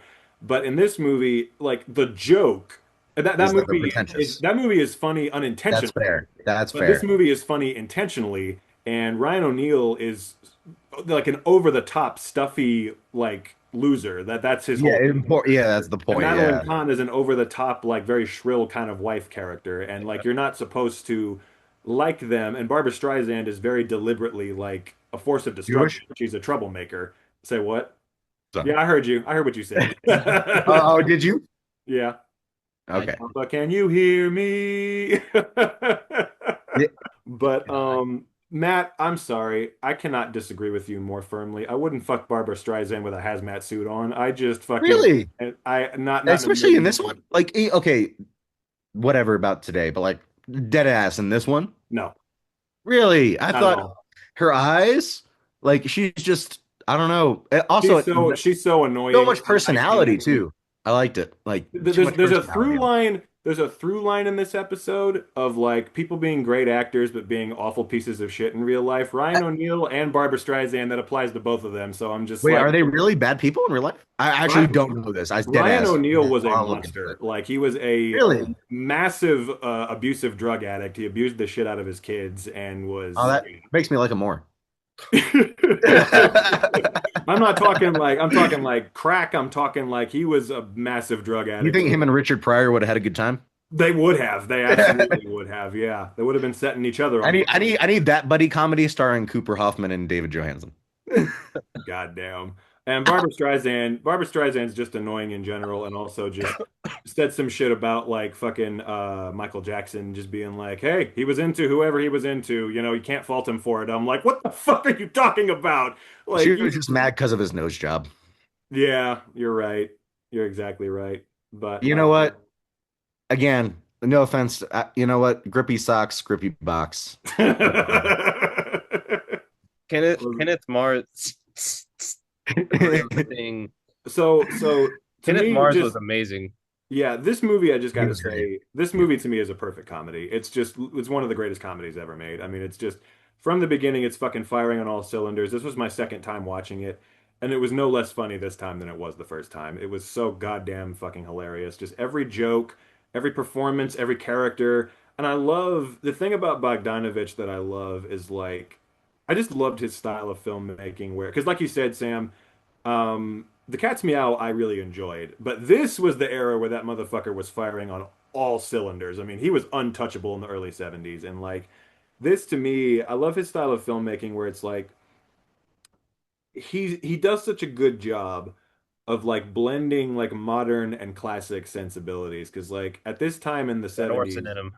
when yeah, but like even more Yeah, so well, than because Orson was more of a traditionalist, like you know he didn't he preferred to keep things old school and kind and of he has shadow over the new wave filmmakers when they came along. But what I liked about Bogdanovich is like so many of his peers, you know, Spielberg, Coppola, Lucas, all those guys, they were doing so much to take things out of the classic era and make things more modern and explore more mature subject matters like sex, violence, whatever it was. And they were creating a new language. They were taking it out of the golden age. And Bogdanovich was like, okay, I'm going to explore those things as well, kind of taboo subject matters, but I'm going to do it through the lens of classic cinema. Like a movie about like infidelity and all these adult themes and stuff like that is done as like a screwball comedy from the 30s. Like I love the way he just blends the two senses. He's not shying away from the mature subject matters. He's just doing it through the lens of classic cinema, and that was always like what I really loved about his films. what I want to say to that too is I feel like Bogdanovich, especially the more I've seen of him and rewatching this, he reminds me of like, well, I guess Soderbergh would remind me of him, but like they feel in tandem a little bit. And I know this is gonna sound crazy, but the reason is I feel like Bogdanovich doesn't adhere to he has a style, but he doesn't adhere to his style with whatever he's making. He like literally looks at the material, says this is what it, this is what it needs, and he does that. He doesn't try to enforce his own like personal taste on it to a degree. Like this one makes sense because it's screwball comedy, but when you watch Last Picture Show, that's I need he to see doesn't the movie do so that bad. shit, this shit with that at all. Yeah. Even No, fucking it's close. you're When you watch but Paper Moon, again, also a comedy, does not do the same shit at all. Like he completely changes up his style to adhere to what he's making, which is what I really like because it's Last not. Picture Show and Paper Moon are very Not a very similar in good a lot of ways to comparison. me, but they are different in They're that black last and yeah, black and white, and they they're have black like and similar white and they're direct, stylish, but but at also just like what I do love, because you're exactly right. Like you watch Last Picture Show and then put this on and you're like, God damn, these are two completely different movies. But at the same time, in both movies and in Paper Moon, all of those, it's like movies exploring very adult subject matter, especially Last Picture Show. A lot of oh very yeah, that adult one's yeah. things in that movie, but again, with gorgeous black and white cinematography and just like filming techniques that you would see from the Golden Age and stuff like that. So that's the through line to me. Paper Moon, same thing. Like very old-fashioned looking and feeling movie, but about, very mature subject matters. Like one of the, big supporting characters is a prostitute, which wouldn't have been okay back in those days, but he's doing it about he's doing it through that lens, and that's what I always liked. Like when all of his peers were going in this direction, he was going in this direction. Like he was doing a lot of really remarkable things, but he was like, unlike the rest of them who were kind of trying to take us out of the golden age of Hollywood, I'm going to try to keep us there while also moving forward. And that was always so. And this movie seriously is there's so many scenes that are just so goddamn funny. Every storyline is hilarious. Just the fucking the dude, the enforcer in the hotel, just like chasing that old woman down the hallway was so goddamn funny. And just a scene of like, what if she finds me? Then you will make passionate love to her. Couldn't I just kill her? Just so many scenes that were the whole scene in the hotel room with Barbara Streisand on the ledge. Oh, there he goes. That scene is But crazy. I yeah, wore that scene this is fucking hilarious. flannel to match the plaid on the bags, but I realized it also kind of fits his robe in one battle or another as well. Oh yeah, yeah. Again, the through line there, but I had to pull this out. I do have the novelization of this movie. oh shit, That's cool. Yep. I like that it's cool. orange on the edging of the page. Yep. Yeah, that's Yep. pretty cool. It all Um, began. it all began. But again, I have to like Ryan O'Neal was a dirtbag in real life, but fuck, he's such a good actor. Like if he wasn't such a piece of shit, he'd be one of my favorite actors. He's so good in this. Like I this didn't know he was a piece of shit, so that's really interesting. yeah, and he fucking and like you said, such a range. Like you watch him in this, and then you watch him in Barry Lyndon, and you're just like, could not be more different parts. But he And what's plays them great about both. him too is he doesn't even use prosthetics. It's literally just him.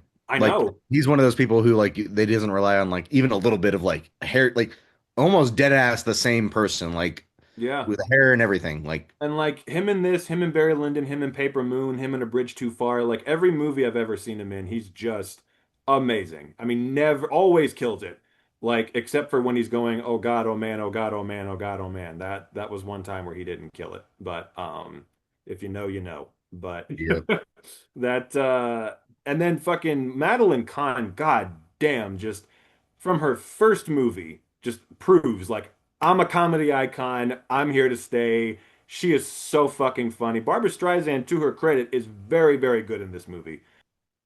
she is fucking like such a, like everything she's been in. Like I can't name one bad performance she's had. I don't know if you guys can. From Madeline Kahn? Yeah, Madeline Kahn. Yeah, no. I mean, she's amazing in every. She is literally one of the like greatest comedy icons of all time. I mean, no question about it. And yeah, this was the start of a very long run of amazing all-time classic comedies for her. And Paper Moon, that was her next movie, and she's amazing in that as well. And then of course she started working with Mel Brooks, and just she was on a run there in the 70s, man. You got to And thank this movie for Blazing Saddles, honestly. I think at this point, yeah, I mean, like like, for 'cause like you said, I didn't realize that that many actors from that movie are in this. That's pretty wild. And Kenneth Mars is fucking hilarious as the Snooty. I read that apparently he's a parody of a famous critic that Peter Bogdanovich hated. So that's why he's such a snooty asshole. But Fuck yeah. yeah, so I'm always about the filmmakers and artists getting back at their critics through the art. which I love, yeah, which Orson did as well. So Peter, I guess, took that from him. So, Look, we mentioned but Michael Murphy yet, but Michael Murphy was great too. yes, such an He underrated was. actor. I love him. But his second time on the podcast after the front. Hmm. So, where he was also, yeah, kind of like a similar-ish sort of character, but yeah, and just so Maybe want to go many. to San Francisco, honestly. I don't know So, why. Maybe want to go to San Francisco. I don't yeah, know it why. looked fun. And that car chase at the end was that's one of the all-time best movie Good car chases to hubcap me. action. Sorry, I wanted to throw this out there. I don't know if we've ever had a. I need to start throwing this out there. Every time a movie has a hubcap fly off, I need to start mentioning that because I love that in a fucking movie when they just hit the curb and the hubcap just Yep. like perfectly. There's Look, so many movies, and I feel like it doesn't happen the anymore because we don't have hubcaps now. But window deliveries part is just classic, where they're Yeah. just that like, was one of those Oh, where oh my like God, that scene is so and goddamn then good. they Yeah. because turn it's and like he literally I falls. was having that moment where I saw that and I thought like is this a parody of like the classic It window makes me think scene? of like Chaplin and Or Son. is this one of the movies that made the classic window scene? I don't No, know it's at this obvious. point. Like the whole, like what I loved about. I remember the first time I saw this, I was like, okay, this is obviously this movie is like a love letter to screwball comedies, and this is the most classic bit you can imagine from that kind of movie, and even further back, yeah, like with Charlie Chaplin and Buster Keaton and things like that. But like, okay, so as soon as that scene started, the first time I saw it, I was like, okay, so this is kind of the predictable joke. They're just going to drive through the glass. But then they do such an ingenious like misdirect where all the cars just drive by it, and then it's like the most innocuous thing, just the guy falling off the ladder. I remember just when the glass finally broke, I just threw my hands up and I was like, genius, like such a great, they made you wait for it rather than doing the obvious thing. Just the staging of it was so great. And I found out that, because the chase scene is great, I found out apparently it's a parody of the chase scene from Bullet, which I still haven't seen, but Okay. of course has, Oh, okay, That that makes sense. makes it makes sense, but I just figured like San Francisco, they're famous for those hills. I'm like, so I yeah. just figured that was kind of, you know, Apparently Second Peter movie with the car Bogdanovich chase, did not. going down some hills. Yep. Similar through line there. But Peter Bogdanovich apparently did not get permission to drive down that thing, the famous San Francisco, Yeah. they did and that in they, Beverly Hills Cop too. Yeah, yeah, and he I think left like marks on it that are still there apparently. So, maybe That's 40 Get Out. because it's a part of Having history. an aside over here. but I also, one more thing I just got to mention, like, Emmett Walsh.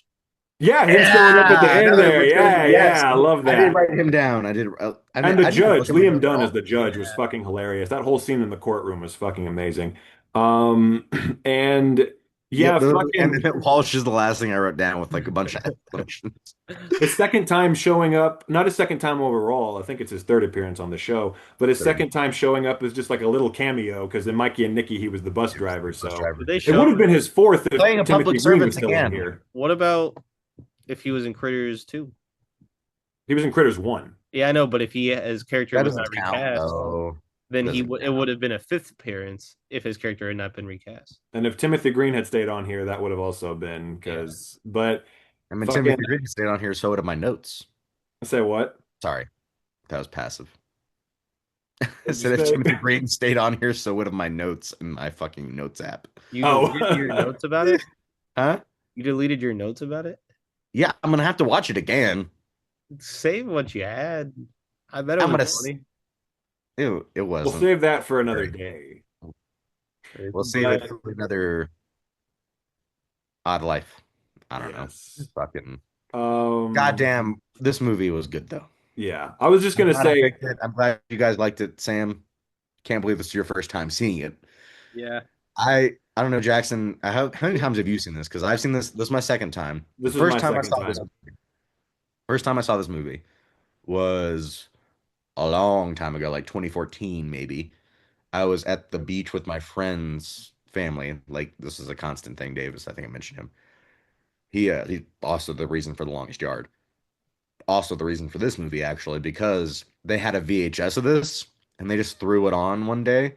And like imagine me in like 2014 just seeing this randomly, On VHS, thinking this too. is gonna be I literally thought this is gonna be shit. I looked at the fucking cover, which was basically this, and I said, a romance movie with Barbara Streisand. I'm gonna fucking hate this. And Damn. I fell in love so fast. I was like, wow, this movie is great. Yeah. And so I'm glad we And got to rewatch it. one And one all more thing I have to say.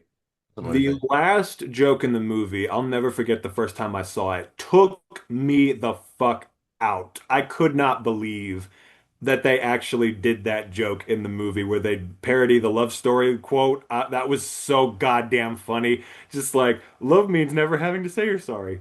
That's the dumbest thing I've ever heard. I was Heard. like, I Yeah. can't believe they actually, because that movie had just come out at that point, and I read that apparently, when they test screened it, the audience laughed so hard when she said that they had to put that long ass pause in between just so they could hear his next line. And I was like, yeah, that's That's cool. amazing. Like you think of that as like kind of a modern thing, like them doing little references and jokes, references to other movies and stuff like that. But I'm like, to see one from that far back that was that funny, that was, I don't know, I appreciated it. But yeah, Yeah. I great mean, movie. It's a good old I, romp. that's a great romp. And I think we all need a Barbara Streisand like that in our life. Just somebody who's the right amount of annoying, but at least gives your life a little bit of zest. Who condones pedophilia. But I don't know. It's just I'm glad we all liked it. And this is exactly what I was hoping to happen when I chose this was like this feeling and everything. I love the theme song by Cole Porter as well. Yes. Well, we're if we're done with what's up, Doc, You just then got I stabbed the whole suppose time. yeah, I suppose we should get stung. Because you know why we're all stung by the loss of Robert Redford. R.I.P. the fucking goat. Um, R.I.P. Newman's Own. Still eat that shit though. Makes the salad better. Uh, and like any good movie, this movie is a salad. Uh, this movie has everything you fucking need. It's got your fruits, your veggies. It tastes good. It's got some dressing on it. And George Roy Hill is the man. Jackson, you know this to be true, and you will, in fact, take this away. Yes. So, my friends, picture this if you can. It's 1936, and you are a hooker. No, I'm sorry. You were a con man, and your last name is Hooker. Are you a My mistake. gigolo? Say what? I said You are not a Richard regular Gere. gigolo. You are not Richard Gere. You are not an American Gigolo. That is a different film. Now, But if we could trade Robert Redford for Richard Gere, would we? That means Richard Gere died a couple days ago. Would an interesting question to would ponder. Robert Redford go back? That means Gere's Richard age? Gere is in Jeremiah Johnson and Butch Cassidy. That would be interesting, and that would mean that Robert Redford is in Chicago and Days of Heaven and all kinds of shit. I just want to see like one day in that reality what that would look like. Watch as many A movies as utopia. possible. I'm telling you, it's a utopia. In that one, we're all famous for this podcast. Okay. See, Well, that's the turnout for that one. Is But we're famous we in are the China new because of the Smartless. Once Upon a Time special. We're just like and the Flowers uber of War. famous in China. Yeah. No, we chose movies that actually people like. The Chinese love us. We know this to be true. But Europe does not. Europe hates us because we've insulted I know all you- of them. I know you swear to can't God, see it. I know you I can't think see my it. dream but last you know I night- what can I'm see it, doing. Matt. I I think in can my see it. dream last night, someone brought up Onyx the Fortuitous. Unless that was like a few days ago, I don't know. I've heard those Yes. words in my ears in the last like 2 to 3 days. Please Weird. tell me somebody randomly brought that movie up. I need to know that. No, That will give me some it light. had to have been a dream. I've been having some weird lucid dreams because of the allergy medicine I've been on, which Oh, your Jackson, I face don't looks think you great, know by the about. Yeah, way. yeah. I'm glad that Yeah. because you looked Yeah. rough when you sent that picture. I was Yeah. worried for you. I just thought Stuart hit you in the face because you were sleeping too soundly. I literally woke up and I accused her. I was like, "Did you elbow me while I was asleep or something?" And she was like, "No." What I just see what I imagine is you like honk shoeing, meing, and her just being like, This motherfucker sleeping too Oh, good. chilling This me. motherfucker. Oh. But if you can, ladies and gentlemen, yes, picture this. Yeah. You are not a hooker. You are not an American gigolo. You are a con man named Johnny Hooker, and you are played by the late, great cinema legend, Robert Redford, rest in fucking peace. And you and your friend, who just so happens to be played by James Earl Jones's father, Robert Earl Jones. Uh, Wait, I didn't look that up. Is that true? Because I swear to God, yes. I thought it sounded like him. And Yep. I was like, I'm just racist.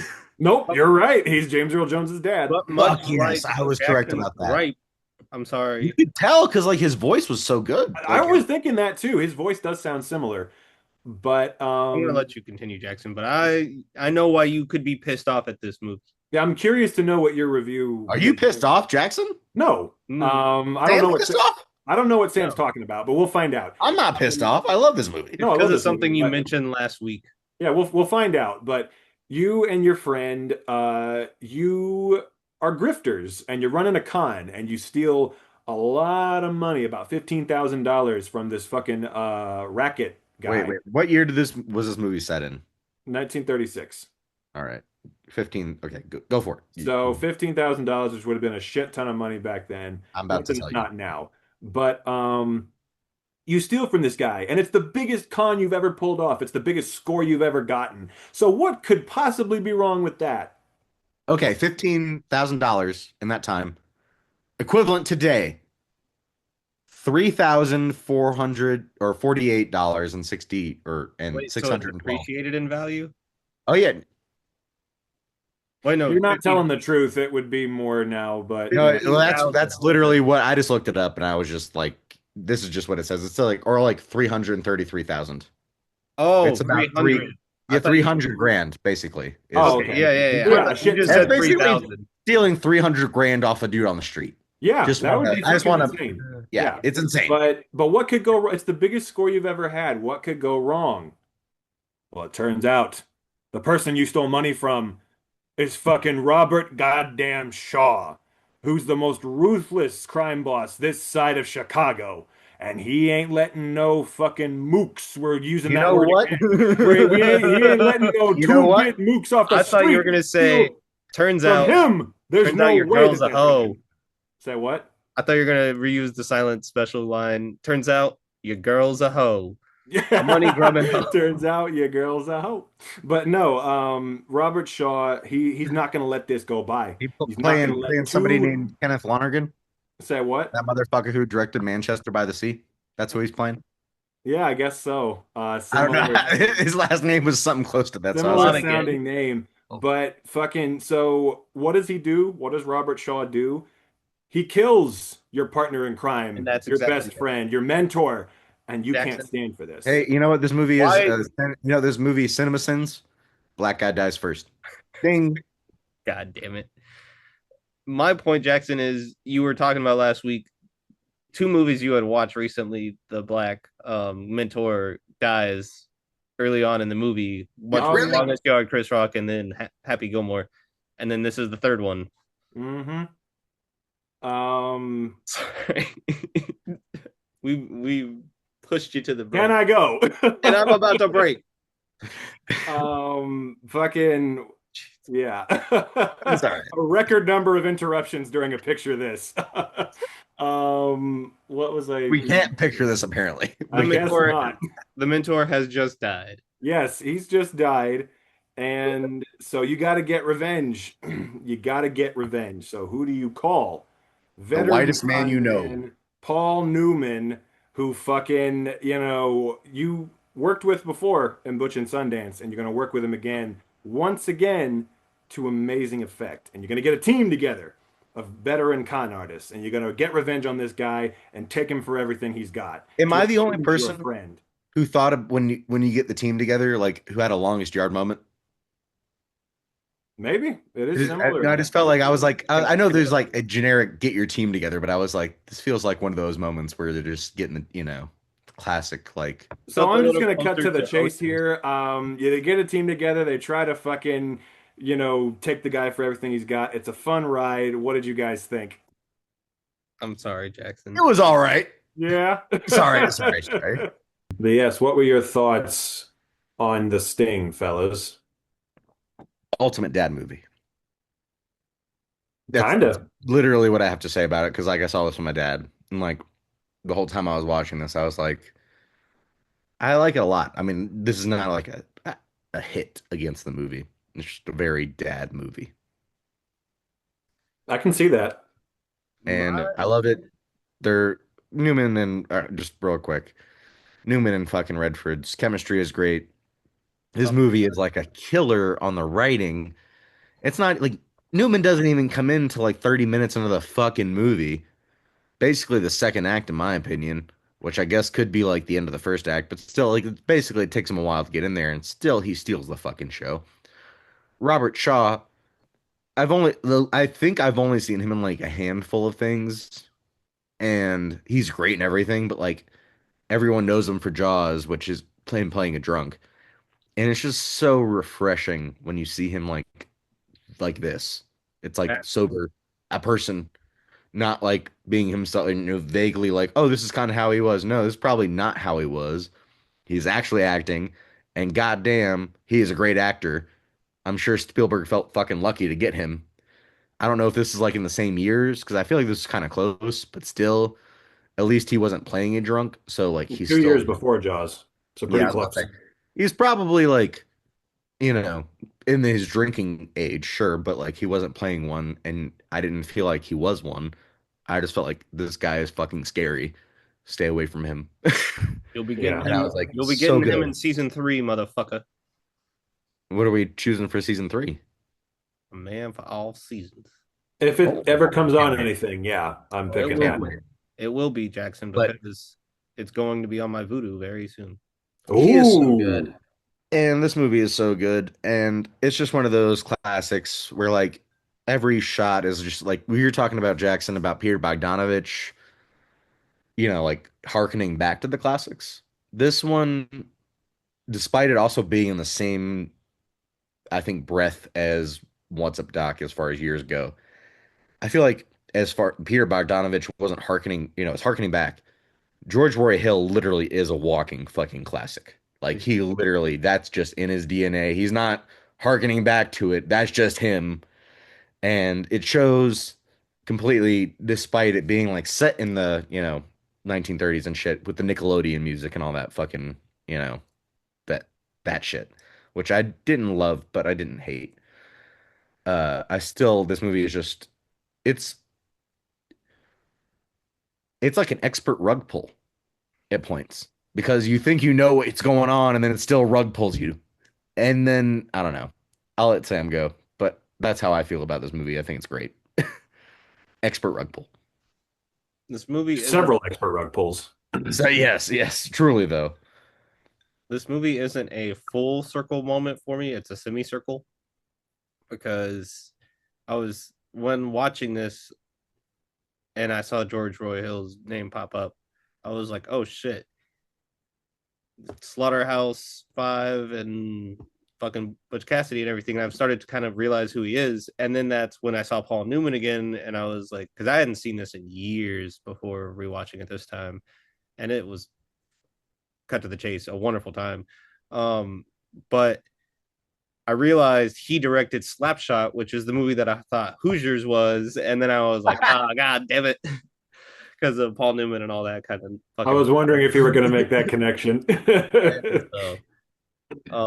But I must get out of the way my only gripe with this movie, and it's not necessarily a gripe, but Jesus fucking Christ, if you use a song like The Entertainer in your music, Are you mad they didn't use Roxanne? no, I need them to make some variation on this theme that is the I'll call the police. Fuck you. Speaking of police, Charles Durning, oh my god damn fucking shit. Goat.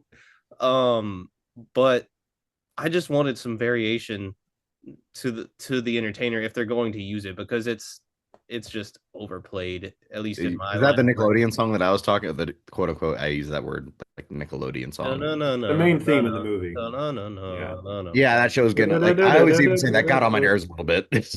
And this is a very kind of side note, but I'll make it quick. I apologize, but I saw True Grit in its entirety for like the first full Wait, which time, one? the Coen Brothers one, after we talked Oh, about that's it, and you guys mentioned Barry Pepper, and they best used the one. same hymnal over and over and over again. Thankfully, they I need to kind of rewatch it change it then. up, but like the first half of the movie is the same piece of music, just done I'm in sure it is different because I ways. feel like I remember. Well, it's. I think that's the point though, It really upset because me. it's supposed to make you feel like Jesus Christ. They're just going on forever. Upset me.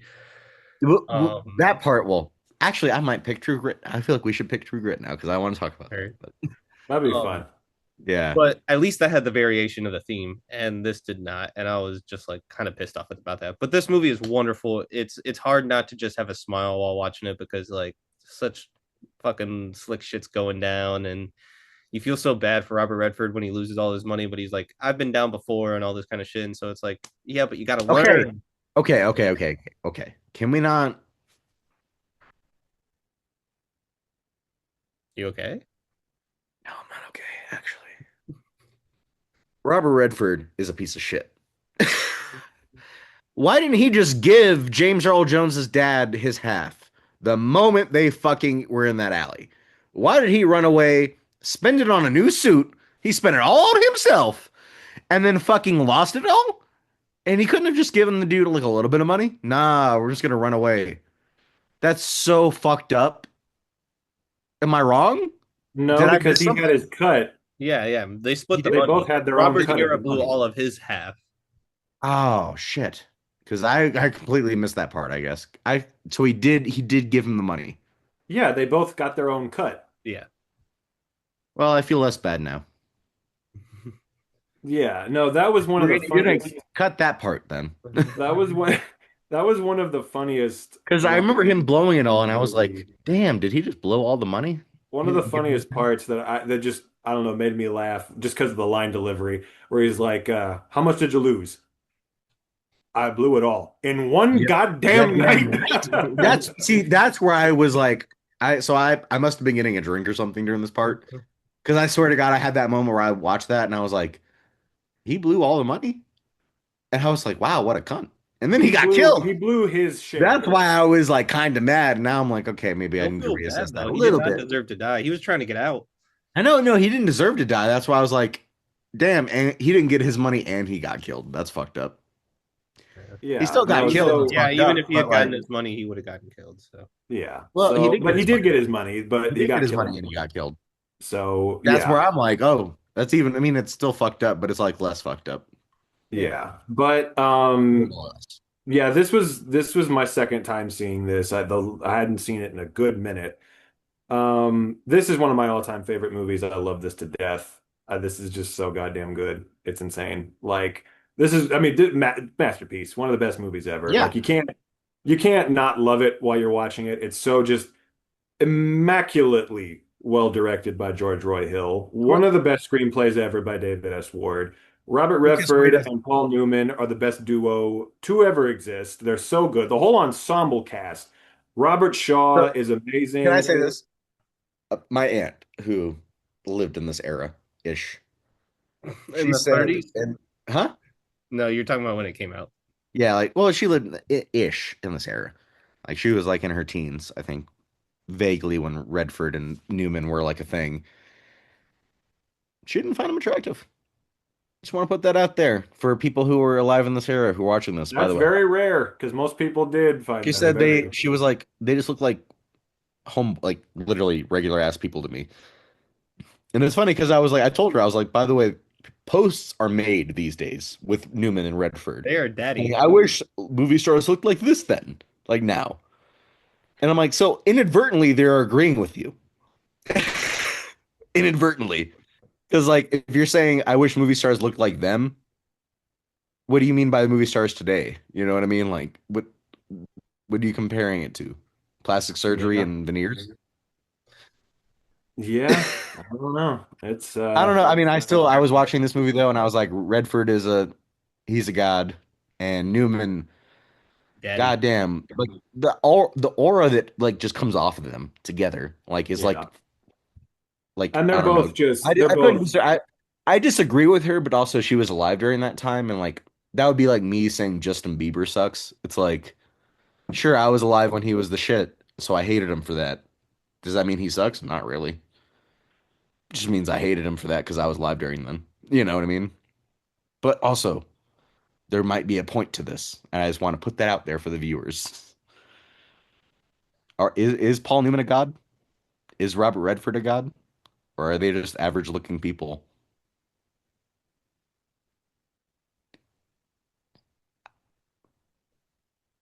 What were you getting at? I'm just waiting for a response. yeah, and it's an interesting question to they ponder. they are I mean, both would you? daddy. I Are think they? I think they're both daddy for sure. But I, also they're both Jackson, angels. we didn't see them in their time where they were our age, so Yeah, and we just got to True put that out enough. there. True enough. But Apparently, this movie was like a thirst trap for people. yeah, We could think that. So was Butch Cassidy. I mean, we don't think about that now because we refer to them as classics, but just as, Jackson, you've got nothing to say to this. I can tell. he I'm looking. never has gotten his point across whether or not this movie is enjoyable to him. Okay, I'll shut the fuck up. Jackson, did you like the movie? yeah, it was pretty fucking good. It was it was just one of those things. It's just firing on all cylinders again. It's just really you know, you can't not enjoy it. The twists and turns are iconic. It's weird watching it a second time, knowing all the twists because it's a different experience, but it's still fucking great and a lot of fun.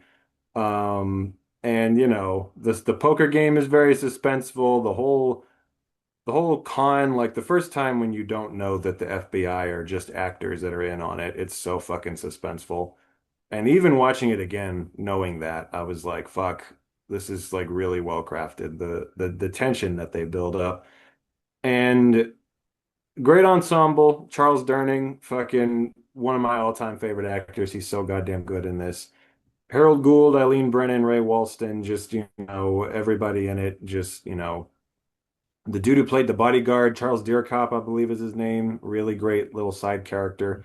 And just, yeah, really well crafted. Does such a great, like, it does harken back in so many ways to he's very deliberately George Roy Hill using techniques from the 30s when this is set, like the scene transitions and the music and stuff like that. But like you said, Matt, the difference is, unlike Bogdanovich, he actually comes from not the 30s, but he does come from the more classic era of filmmaking. So, but yeah, just really fucking well made. And I have to say, I love the music choices. Shout out to Scott Joplin, who is the composer of The Entertainer and the other pieces of music, who I read about him a little bit after the movie was over.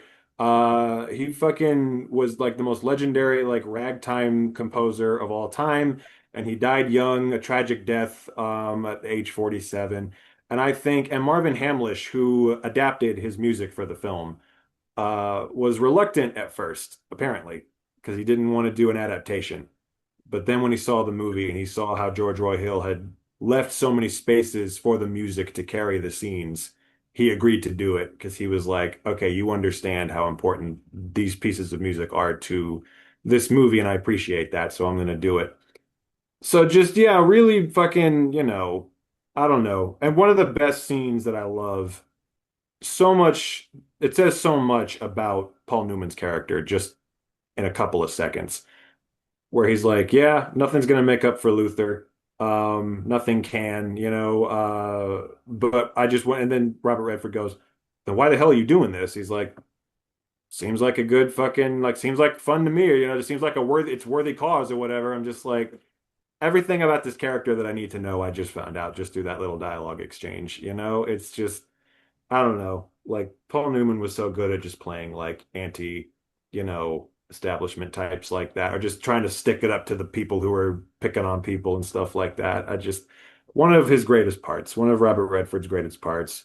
The way And I my favorite gasped line, each of- Amen. Say it. last thing I'll say, favorite line stuck out to me the first time, loved it again this time, is when he goes up to the woman's apartment and she's like, I don't even know who you are. And he's like, you know me.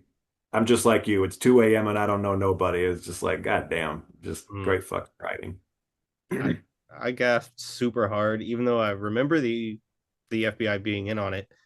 But when Paul Newman just shoots Robert Redford and like Robert Shaw is like shocked and everything, is like it still got me this time. And it's Dude, that the first time I saw that took me so off guard. The ending was like one of those like, holy shit, you can do this with a movie? Like, damn. I'm like, The whole last 10 minutes, like the woman being a yeah. hit was fucking crazy. I'll And never then like forget you how said, much that Jackson, took me like, off guard the first time. yeah, like you said, Jackson, the first when you watch it again and you're like, I know what's gonna happen. It's still kind of like, and even to Sam's point, it still hits you. Like you could know, and it still like does the pull so well that you're like, oh fuck. I This is even still found so good. myself at the beginning heist where he was like, take this money to this place, and Robert Redford like puts like shows him how to put it in the pants and everything. Like it still got me that time too, that I was like, oh fuck yeah, they're fucking conning him. Right the second he got in the car and he pulled it out, I was like, God damn it. Yeah. Yeah, I it's mean, very clever. yeah, this is one of those movies where it's like, it, even if it has like a connotation with being like over, like it's not like literally, it is as good as they say it is, if not Oh, yeah. better. Like See, that was the thing is nobody can like compare you to that. when I saw it for the first time, like I knew it was a classic, but I remember just being like, fuck, I did not know this was going to be that goddamn good when I put it on. It just like really stuck out to me and was like, this is a fucking masterpiece, no question about it. And then watching it again this time, again, it was a very different experience. Like 'cause when you know all the twists, it's just so different than the first time you see it. But I was still the whole way through, I was like, this is just so fucking good. Like you just can't help but just love this while you're watching it, you know? And that damn piece of music has been stuck in my head ever since. I can't get it out. I keep whistling it to myself. So, Yeah, yeah, I had the same issue Sam did with it, but to your point, Jackson, it also is kind of catchy, I and mean, it and does it's make the the movie. It entertainer. does It's make the supposed to movie. be. it's I've fitting heard for it the time period that hundreds it's and set in. hundreds of times in my life, so I don't need To to me, hear it again. yeah, it's just like overplayed, and not even overplayed. It's just like I don't even like the music. I'm gonna be honest. I don't like Really? the song. It's Oh, stuck in my I head. I just don't I like it. think like I wouldn't it is choose one I of to the love listen the to most that song. shit on my own. it And is if one of somebody the said, most overused pieces of music ever, but to me like they're not just using it to use it. There's a purpose to why they chose it for this I movie. mean, Like it exactly, there is genuinely an issue. Yeah, it there's an also issue. we're genuinely dealing with feels like Stuff. okay, it's part of the identity of the movie, that piece of music. And I don't disagree. found, Yeah, I agree. I found out that apparently the soundtrack to this movie when the movie came out was very popular, and it kind of repopularized the ragtime genre and led to interest in Scott Joplin's work and all kinds of stuff like that. So I was like, oh, that's cool. I like that. I mean, it But definitely Well, I we're guess looking now at it would through be the lens of a post 9/11 world, and we've heard that piece a bajillion times, but in 73 people probably hadn't heard that song in a long time, if ever. So good point. so now would be a bad time to announce my album, The French 73, which is a swag time album. I'll be looking Yeah, forward to bad. hearing that one. I want to hear it. I'm here for it. I'm interested. We're in the 20s, baby. We're in the yeah, we're in the roaring 20s. I don't know. I was trying to. We're in our own version of the Roaring Twenties. Yeah. That's for sure. But We're all facing the Great Depression upon us. It's funny. The Great Depression back then was financial, and now it's just emotional. oh yeah, but it I'm really glad you picked this though, Jackson. I realized I didn't know you had seen it before, because I feel like I kind of pressured you into choosing it. But well, no, I picked it because I just wanted to pick a Robert Redford okay, movie. I didn't know if you And wanted this- to pick a one You should one have you picked The hadn't Last seen Castle. or anything like that, and then I was like, it's on my Voodoo, and then we all just kind of watched it. So So I do want to shout out Jackson's Prison. I do want to shout out Sam, I like this movie a lot. The Great Waldo Pepper. I've not seen it. I really want to. George That's Roy what I'd Hill, like to see. Robert Redford, crazy ass movie. It's like literally, it reminds me of this one. And like when you think about it, like if you looked at the movie in the poster, which I'm sure you guys haven't seen it yet, you're like, okay, this movie is going to be this kind of movie. And then all of a sudden, in the fucking second half, it just gets deeper. Like it digs like a fucking trench of deepness. And you're just like, what the fuck? I was not expecting to care about these people. I wasn't expecting to care about the situation at all in this way I do about it. And I feel like that could, at this point, I'm starting to think that could just be a George Roy Hill thing, where he is able to, in the first half, give you like a great amount of information, and then somehow in the second half, throw you in a trench that's not a bad trench. It's not like a shitty trench. It's like, oh, damn, now I really fucking care. Why did You're if right you had because asked me in like the first hour, I probably wouldn't have said, yeah, I cared that much. this Somehow and in Butch 30 and minutes, you Sundance. fucking got me.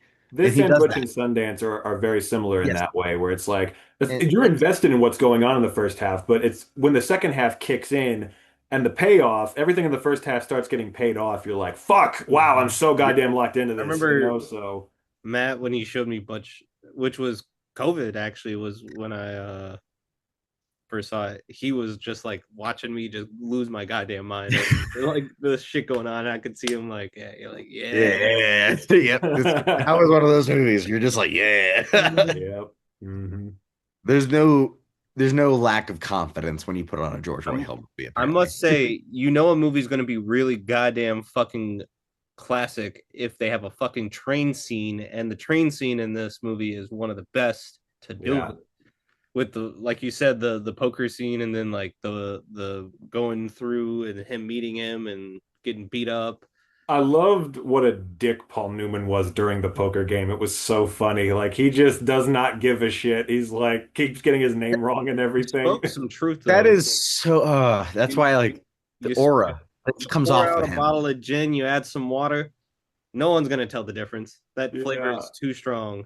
Hmm. And in that scene, to Robert Shaw just fucking kills it. Like the motions he goes through, where he's like, I got him, I don't got him. Fuck, now I'm just angry, I'm livid. And And you he can just says, see that in him, and you're just like, "You, yes. I can't fucking accuse him of cheating when I'm cheating myself." Yourself? His Literally, it's like, his delivery of that line was just God tier. Just the anger in his voice, just like, and then just the look on his face when he puts the cards down. 4 9s. I'm like, oh my God, like and then Paul Newman gets him. It's so good. Jax. That whole scene is so tense, but It's that's like honestly, it's one of those things where like I feel like if I was ever a professor of film or whatever, this would be a movie I put on. I'd just be like, watch this movie, all of it. Like yeah. you have to. I It's really, essential I viewing. didn't even see it really, and maybe I'm just dumb, but I was trying so hard when Newman pulled his cards and had like the threes and everything, and he was not going to do well. The switch off, I didn't catch it, and I've been trying. I tried to. I don't. I think that's the You're point. not supposed to. Yeah, It's you're supposed not to be a supposed to catch it. surprise. It's supposed Yeah, to be a surprise when he puts the cards down, and you're like, because you think he's gonna put down the threes, but then he's like, it's like if he and you're like, if oh there was shit. a shot of him switching it, I want to know how the he the did it. whole suspense is gone Fair. because the Yeah. surprise is like ripped out of you because you're not supposed to be in his shoes. You're supposed to be in Because I Robert had seen Shaw's the movie before, and I couldn't remember. or I'm somebody like, else at the I table. couldn't remember like how the hell does he like I didn't remember. I'm like, how does he make the switch? And then I'm like, oh okay, it doesn't show it. They That's just right. don't show it at all. Yeah, I don't know. He's but just that's Paul Newman. Robert That's Newman's Redford's own. only acting nomination, What? which is crazy. Yeah. I feel like So he I should have would gotten have I someone would have some old man and suggested a gun. Brubaker, which is also I think a George Roy Hill movie. I could be wrong, but Brubaker, great I've movie. heard that's a good one. I haven't seen it. That's literally honestly that might be in my like one of my favorite Redford performances. Morgan Freeman's in it too. Oh shit. Okay. It's his first movie. Wow. He kills it in his one scene. He's like so memorable that like that scene is probably the best scene in the movie. But as far as prison movies go, Brubaker, highly recommend it. I think it's George Um, Roy Hill. I could be wrong. I don't think it is, but I can't remember who the director of that is, but It's some it's the guy who did Cool Hand Luke.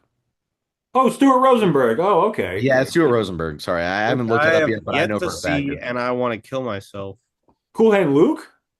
I've Yeah, been no, trying to watch it for so long, and I yeah, don't so want to watch it. so my thing is Stuart Rosenberg. Yeah, if you it is Stuart Rosenberg. I just looked it up. If you watch Cool Hand Luke and Brubaker back to back, it's kind of like a good double feature for Paul Newman and Robert Redford, where they're not in a movie together, but it's a prison movie by the same director. Yeah, that's cool. So I want to throw that out there for people. That's I love it. definitely one that I've Love always it. wanted to see. I've heard it's like an underrated little gem. It really is. And I I haven't seen recommend it. Cool Hand Luke is the only Stuart Rosenberg movie I've seen. So I want to see more of his stuff. You know what's funny about that movie? The biggest thing that I knew about that movie before I ever saw it, and I did see it, and I've seen it twice, and I love it. The eggs, the boiled eggs. Yeah, yeah, Like when he flicks the fucking stomach. Like I yeah, knew about that scene as a kid yeah. before I even saw the movie. And I was just like, I wonder if I could eat that many eggs. Like a You gotta minute. try it. They were they swallowing them though? Because it seemed like he was just swallowing them whole. I think he Like was, yeah. yeah. With that thick of a stomach. If we ever pick Cool Hand Luke for the podcast, you have to try it out. Do the whole episode. The whole time I'll just be Yeah, yeah. See how many you can get throughout the episode. I'll But buy a 24 pack. but I will say my last thing on this thing, I just got to say, I picked it because as soon as Robert Redford died, I was like, I got to get one of his movies on here, got to pay tribute. And I was like, what is my favorite movie of his? And I thought about, I'm like, he had so many fucking classics. It would be so hard to pick, right? And I looked through all of them and I'm like, it's The Sting. That's definitely my favorite movie of his, I think. Like, so that's what I got to pick. And because I'll never forget watching this for the first time, just how happy it made me and just how much fun it was. And just, having that feeling again last night was when I watched it again. It was like, fuck yes, this is an amazing movie. Robert Redford was one of the greatest, the word legend can be overused sometimes. That motherfucker was a legend. I mean, And I hope this out there. I so think I think a lot of classic movie stars have this. I don't know if it's the film. I really don't know what it is. I could be wrong because there's a lot of classic movie stars that have this. And in my opinion, very few current ones that have this. Redford had it, Newman had it, James Dean had it, and Bogart had it. Fucking Cary Grant had it. Jimmy Stewart had it. And the what I'm saying they had, this glow behind their eyes. When you watch Redford in this movie, when you watch Newman in this movie, they have this like fucking glow that just shines out, in my opinion. It's not like a looks thing, maybe it is, but it's just like there's just like dead confidence. And like Austin Butler kind of has this, like in his interviews at least, in his movies too. But like there's Pedro Pascal kind of has this too, but it's just like this like glow behind their eyes, and I just can't explain it. I don't know if it's like the way they lit the scenes differently, but I like know the exactly what you're light was in talking their about. fucking eyes. It's a performance thing. Yeah, and it's just like Yeah, it comes within, but it's yeah. just like, man, Much like this Sean person is Penn, they zen. can get it up on command. Well, And Marlon Brando had Sean it Penn did too. have this a little bit too, and Yeah, Marlon Brando, yes, yeah. yep. And They had this for a lot of the people you just named, it's, they're all New York actors. They all studied under Lee Strasberg. They all went to the actor studio, and they learned a lot of the same techniques. And I think that's a part of it. Because they're like, it's funny because there's certain actors. I just rewatched Once Upon a Time in America last week. Burt Young is another one of those actors where it's just like there's certain actors where you can see there's a quality about their acting where I'm like, you're an actor studio, you're a Strasberg trained. I can tell, like you've had that training. Something about their performance, or something about their look, the way they talk, just something about it. Newman, Redford, James Dean, Marlon Brando, a lot of the people you just named all had that quality. And, and I actually personally, as an actor, I detest the Lee Strasberg method, but it worked for a lot of actors, and it made stars out of a lot of actors. But I don't know, and they all had, and also just all those guys, they just had this innate ability to just be cool, in a way that like a lot of times I don't like it when people say like, oh, you never see that anymore from movie stars or whatever. It sounds kind of like old men shaking their fists at the clouds. it does. But I will say truly, there is not anyone today as cool as Robert Redford or Paul Newman or a lot of the like. Those are once in a generation, like just Well, guys you want to the be. issue You know I what I'm have with saying? what like exactly because like I agree with what you're saying, and I feel like when people are saying that, it's like overtly masculine. But when you look at Redford and Newman, they aren't like they're just chilling. They're You know, 90% arguably of their very fucking feminine relaxed because photos, they're they're super in not touch with super their emotions, masculine dude. dudes. They're just chilling. And it's like, yo, you're like, I'm a red meat eating dickhead. And it's like, but Robert Redford's the greatest. And it's like, Yeah, Robert Redford probably would fucking hate you. Like, yeah, you wouldn't have a good time with him. He'd yeah, probably no, want to leave the situation immediately. yeah. Because like he's just a like same with Newman. It's like And I for me, they're chill. yeah. Chill. For me, like Not me. when I think like macho all-American dickhead, I think John Wayne. And like I don't want, I'd And much even rather John be Wayne is probably like look, I bet John Wayne is probably kind of a chill guy if you met him in real life. He probably would be like the, hey, you want a steak and a beer? Like yeah. I can't because he was a football player. Like he was, I don't know. He just I would I not want to hang guarantee out he's with not. John Wayne Hey, under any if I would he's not want to I hang would out. hang out rocking with John 10 Wayne and pounds I of would dead, bet that he was not undigested a red bad meat person. inside of him, I would Oh, he not. was. Oh, he definitely was. But yeah. Well, I if you're do white.